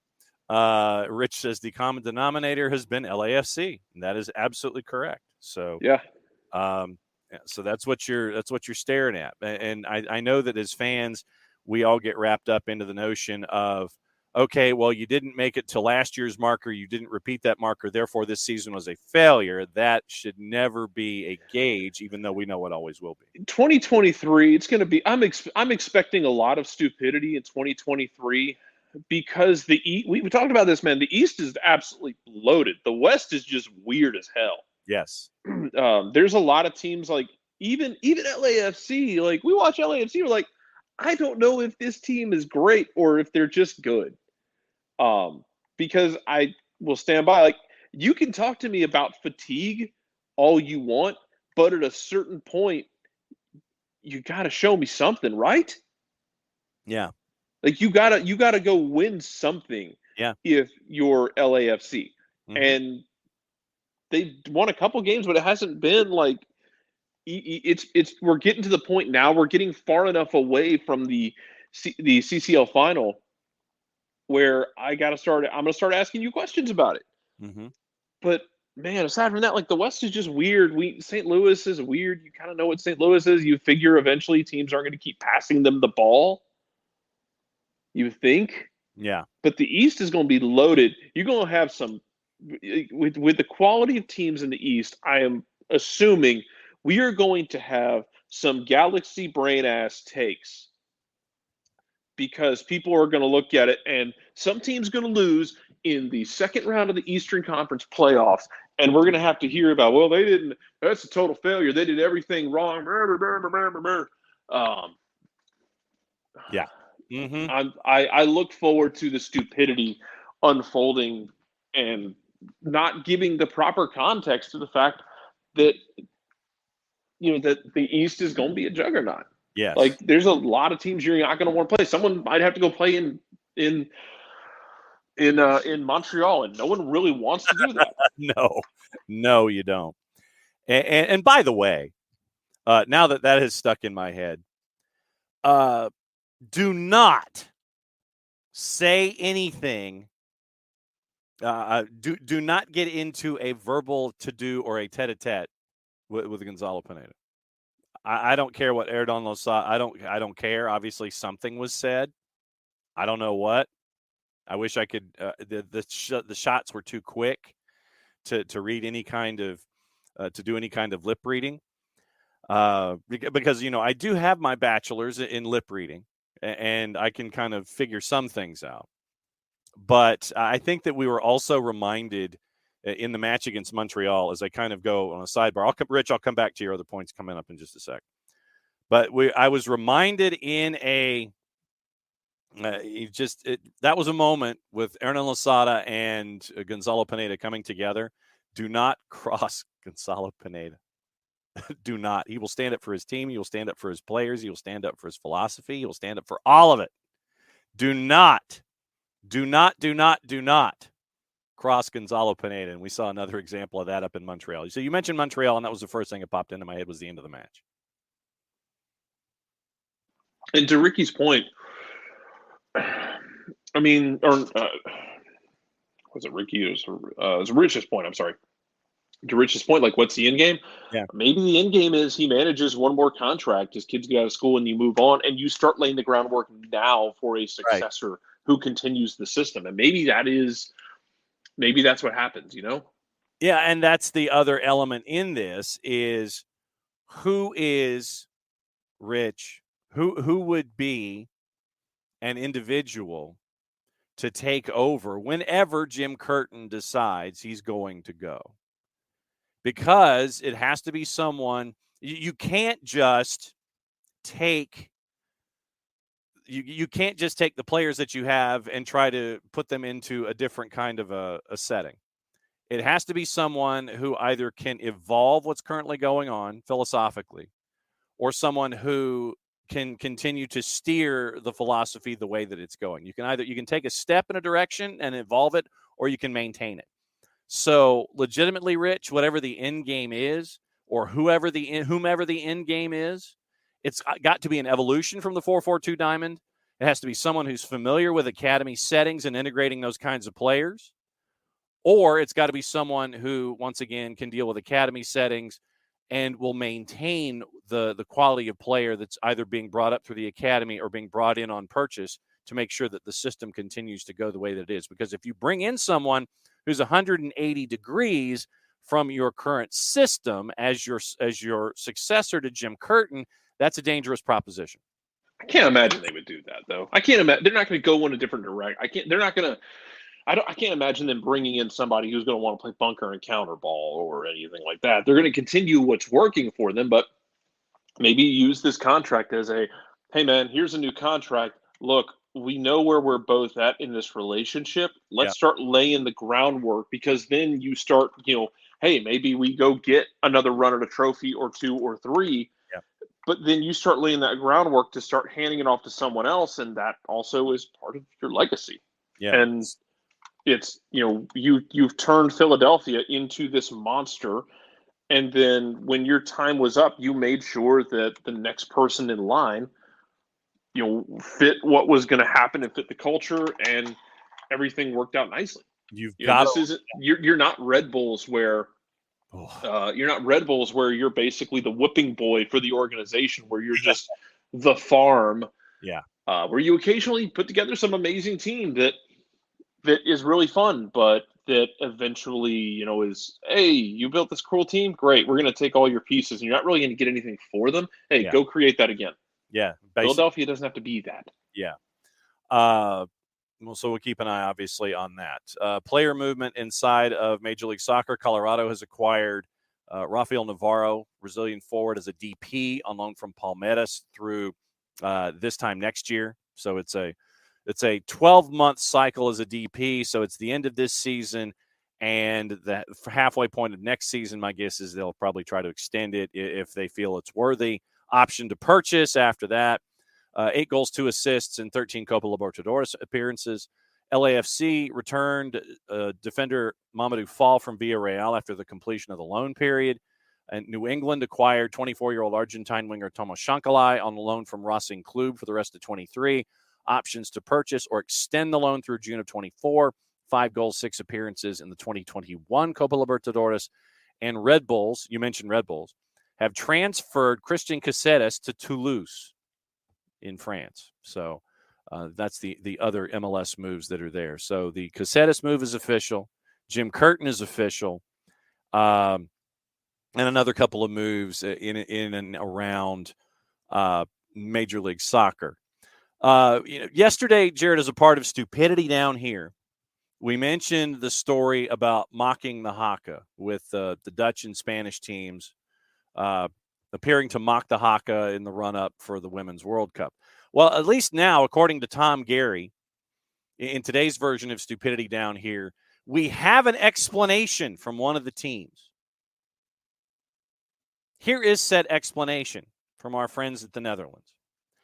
The Netherlands women's team have denied their players attempted to mimic the Haka, claiming a video that appears to show their players mocking the traditional Maori dance was instead an exercise on, quote, channeling your inner strength, end quote. Once again, Netherlands and Spain have come up under heavy criticism, understandably so. Responding to criticism to the clip on social media, the Royal Dutch Football Association claimed their players' dance was absolutely not referring to the Haka, defending the short video that was posted on their official Instagram account. It has since been deleted. When the Royal Dutch Football Association were asked to comment on the matter, spokesperson told The Telegraph the clip from the video online is part of a training session the team recently had in the Netherlands. At the physical part of the training, the team did an exercise that was focused on channeling your inner strength and was absolutely not referring to the Haka or mimicking it. There was no intention of showing disrespect to anyone. In sports, the haka is known and admired by all professional athletes. The Dutch women's football team is no exception to this. And they said something nice for 2 more sentences. So at least we now have an explanation from the Dutch that it was channeling your inner strength. It was not making fun of the haka. So, okay. Sure. Allegedly. Harry Kane could pocket 400,000 pounds a week if he is convinced to stay. And Ange admitted he's received no assurances over Harry Kane's future ahead of his return. Still not comfortable having this conversation when we talk about Spurs and I got to hear Ange. Uh-huh. I'm still not cool with it. I'm going to be sad for a minute. That's what I figured. That's why I absolutely figured what was going on. And you're looking at 400,000 pounds a week. Ange is still in charge. And so asked if he received any assurances from Daniel Levy over Harry Kane's future, Ange Postecoglou said, quote, "I haven't had any assurances, and I wouldn't expect any assurances, because when you're dealing with these kinds of things, you're never dealing with definites or certainties. I just kind of go along and try to concentrate on the things I know right now. What I know right now is that Harry's part of the squad, and he's looking forward to coming back to training and being amongst these players starting to work together. Bayern believe Kane is open to a move to Germany. There have been reports Thomas Tuchel has already spoken to the England captain. Apparently that pissed off Daniel Levy. Thomas Tuchel told Harry Kane allegedly that they could win Champions League together. But Ange Postecoglou has refused to concern himself with Bayern's pursuit ahead of sitting down with Harry Kane himself. Quote, "If I say it's annoying me, it would be misleading. It doesn't register. I always believe that you're much better trying to understand what a situation is through your own eyes. So in the meantime, I'm not going to lose time or sleep on conjecture that may or may not be true out there, because then you're jumping at shadows. How much of it's true? Nothing's landed on my desk at this moment from anybody at the club to say there's a decision to be made. They're not even close to that," end quote. And I think that, as someone that you, I think that, with you and your knowledge base of Ange, I don't know how many folks are going to be completely and totally wired into this approach of, I'm not going to give you bulletin board material. That's just how Ange seems to be wired, man. Ange is an odd cat. I do adore him. He is insane, but he is an odd cat. He's also going to, at some point, come very close to getting into a scrap with media in England, and I look forward to it. It will be very fun. He has zero patience for really anybody. At some point this year, someone's going to ask him a dumb question, trying to get like a quote for the Sun, and he's probably going to say something that's we're going to have conversations about, can they print that? Yes. So we'll see. All right, so I'm checking here with, once again, this time of year. What is it we always say, Jarrett, about this time of year when it comes to transfer windows? Check your sources? Yes, it is check your sources. So a Twitter account based in Turkey, Sports Digital with an E at the end, Sports Digital, Sporun Digital Adresi. Media company out of Turkey, 237,000 followers. While they mentioned yesterday that Galatasaray and Tottenham seem to be coming to an agreement over Davinson Sanchez to the tune of about €8 million, it has been put forth by Sports Digital in Turkey, and I'm trying to figure out how to spell his name correctly. So I'm trying to figure out how to pronounce the damn thing because I don't speak Georgian. I would go Sabalojanidze. Yeah. Sabalojanidze plays for Hatayspor. Well, when we get off and I can get to a YouTube, I'll see if I can get an interview where he says it himself, which is generally how we go about these things. Right. Yeah, man. Carry on though. According to Sports Digital in Turkey, Hatayspor, who is in the Super League, the Turkish Super League, It appears Atlanta United, one of the MLS teams, made an offer to add Sabalojanidze, who plays for Hatayspor, to their squad. Volkan Demirel, who I imagine is their manager, will make the decision about the player. So as I sit here and thumb through, I'm trying to look at their roster, and that's why. Okay, 28-year-old, a 28-year-old left winger from Georgia, not this Georgia, the other one. You're looking at Sabalojanidze, and here is, I'll go ahead and post the transfer marked page. Coco says average mid to high 30 appearances the last 3 seasons. Honestly, that's a huge deal to me. So Lobjanidze, let's see, 28-year-old attack left winger, current market value just under €3 million. And let's get into statistics and all seasons. So Lobjanidze in the Super League, 31 matches last season for Hatayspor and for Fatih Karagümrük. So 31 matches last year, 3 goals, 6 assists, 37 matches plus Turkish Cup for Hatayspor in 21-22, 40 matches, 8 goals in all comps, 9 assists. Super League, 38 matches, 2021, 3 goals, 8 assists. So as a left winger, he's played 163 matches in his career, 52 goals, 30 assists.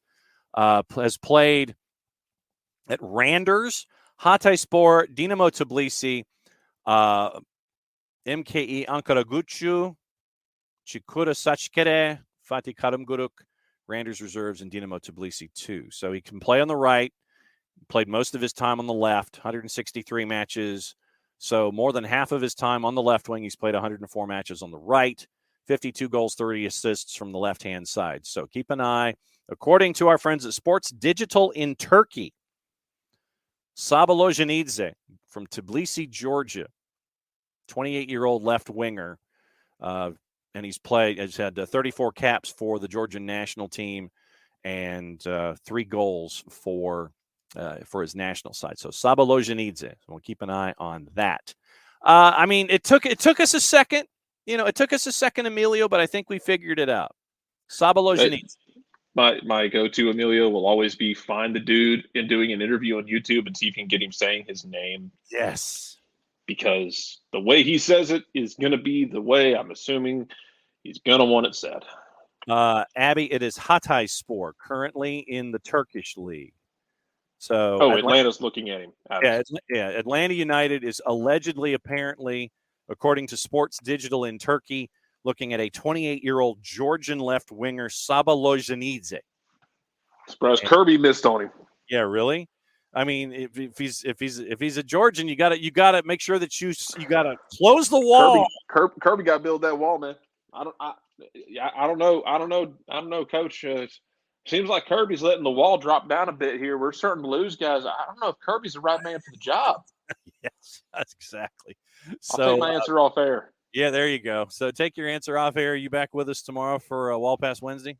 I'm back with you tomorrow for Wall Pass Wednesday, but at this point, I'm just imagining, like, if we just dropped this dude's name in there, if Chuck Dowell did a call-in show, if we get somebody, Max Howell, absolutely, out of Troup County calling in, like, I don't know if Kirby's the man for the job anymore, Coach. Yeah, this Georgian he had to play, and now he's back here in the state. He's transferring back in. So a weekend, midweek whip around 9:00 tomorrow. We'll see if Dylan can join us at 10. Abby, another flag we have to order. Yes, a Georgian flag. Absolutely. You're running out of room. God bless you, Abby. That is absolutely true. Yeah, Coco. Kirby's lost 1 game in 3 years. Don't know if he's the right man for this job. I didn't lose 1 game in 3 years, and I was playing NCAA 12. So. Yep. So all right. So that is your later. So yes, bye. Jarrett's going to go back and see how many games he can try to win with with Kirby. Yes, we need a Georgian flag if you're being honest. Absolutely. So keep an eye on Saba Lozhanidze. And my guess is it's probably Saba on the back of the jersey. But, he can play left wing or right wing and has in his career. So he's played at Dinamo Tbilisi. He's played at Randers. He's played a lot in the Turkish leagues. And so keep an eye on that. According to Sports Digital, 19 flags on the wall this weekend. That is fantastic. So looks like the coach is going to make the decision on Lozhanidze. And so we'll keep an eye on that. So 19 flags. That's awesome. I know it's kind of a pain sometimes to try to find all the flags, but we'll keep an eye on that. Rich Ransom lets us know in F1 down here, Daniel Ricciardo is going to replace Nick DeVries at AlphaTauri immediately.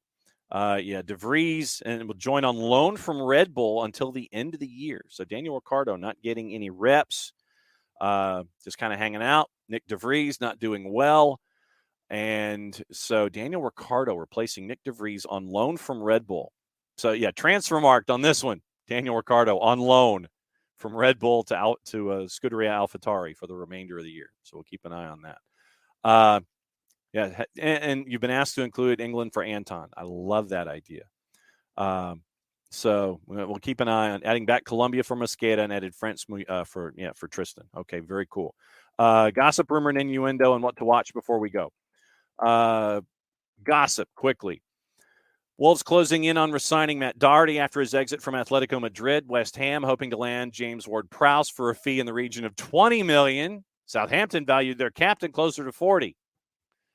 Probably be at 30. And they initially wanted 50. 4-letter paper. Keep an eye.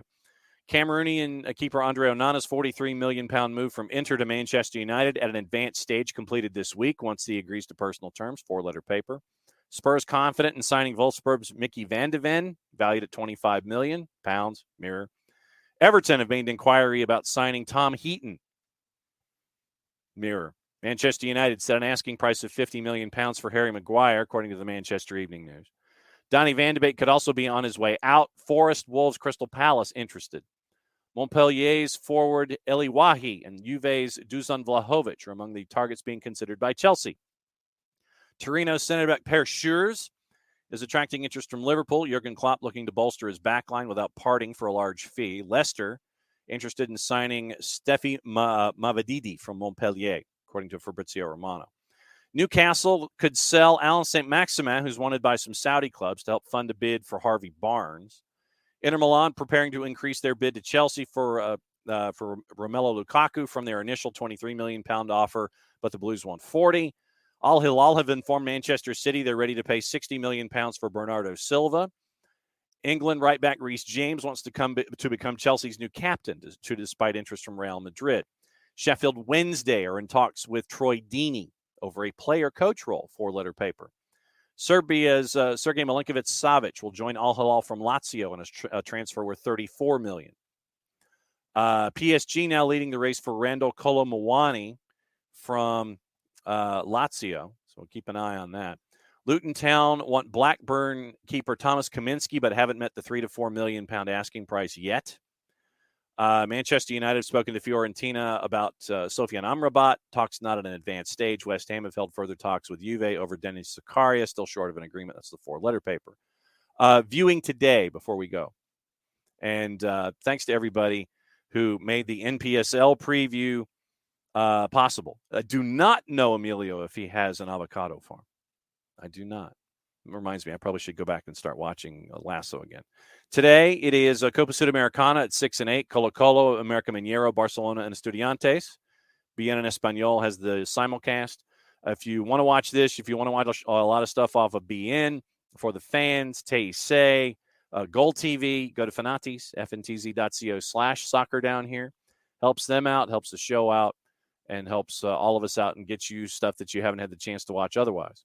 FS2 has the Canadian Premier League, Halifax hosting Pacific at 6. ESPN Plus has the League One match today, Knoxville, Northern Colorado at 7:30.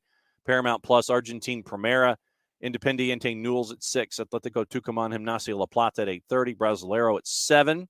Internacional and America Mineiro. And the first qualifying round of UEFA Champions League is already starting. 2 o'clock.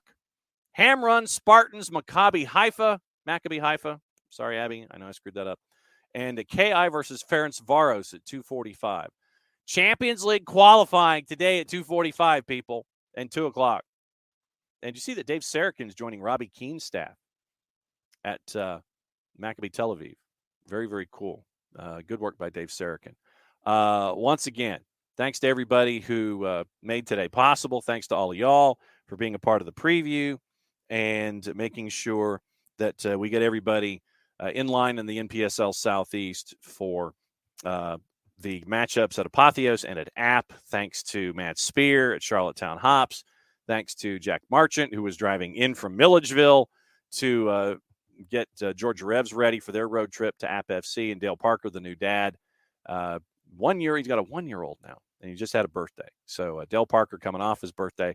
So we had 2 head coaches, an owner, and Jarrett to preview the Final Four in the NPSL Southeast today. So once again, that's the show. Tomorrow, get through the traffic, and later today there'll be USL programming and things like that. So keep an eye out for that. Tomorrow, midweek whip around at 9 o'clock. Hopefully Dylan Butler joins us at 10, and Bart will join us at 10:30 to preview the semifinals in US M&T and Gold Cup and anything else on his mind, especially with a lot of World Cup down here stuff. Can we say that? We just did. Hopefully we don't get in trouble, but there's a lot of stuff going on with the competition in other countries that we kind of need to get into, and we'll get into it with Bart. And Thursday, Bart will be back opening kickoff, after opening kickoffs like 9:20, to discuss what happened in the semifinals that involved the United States. And then Friday is normal at 9 o'clock. Beyond Goals Mentoring should be Greg Garza at 9:30, unless they're traversing the planet. And then 10 o'clock, weekend whip around patent pending trademark coming sooner, hopefully rather than later, after the match with the Revs in the midweek, getting ready for the match against the Purple Team on the weekend, which reminds me, 1 o'clock, Reverb. 1 o'clock, Reverb Saturday, SDH's pregame show. We'll be live from the Hard Rock Hotel, brought to us by Reverb, before the tailgate kicks in at 2:30. So from 1 to 2, Jason and I will be at the Hard Rock Hotel by the Reverb, by Hard Rock. We'll be there. So 1 o'clock Saturday. Be there for our stuff there at Reverb by Hard Rock, and it'll be a fun way to kick off a very big Saturday because the Purple Team's coming to town. So that's it for another go-around with us. I know I can say World Cup, but do I want to give them the recognition, Ricky? That's the biggest thing. So that's why I always call it the World Competition, and if it's a country that I'm not a fan of, it's the previous host. So it's more me being persnickety than anything else. So once again, thanks to App, thanks to Revs, thanks to Charlottetown, thanks to y'all, thanks to Jarrett, and thanks to you for going through all of this today. And all this stuff will be up a little later, and we'll have some fun. So thanks again, once again, for everybody being a part of SDH. We'll be back at it again 9:05 tomorrow morning for midweek whip around, because it's Atlanta and it's the Revs in Foxborough. Play it safe, everybody. Since it's the end of the show, that means I get to do this. We'll be back at it again 9:05 tomorrow morning.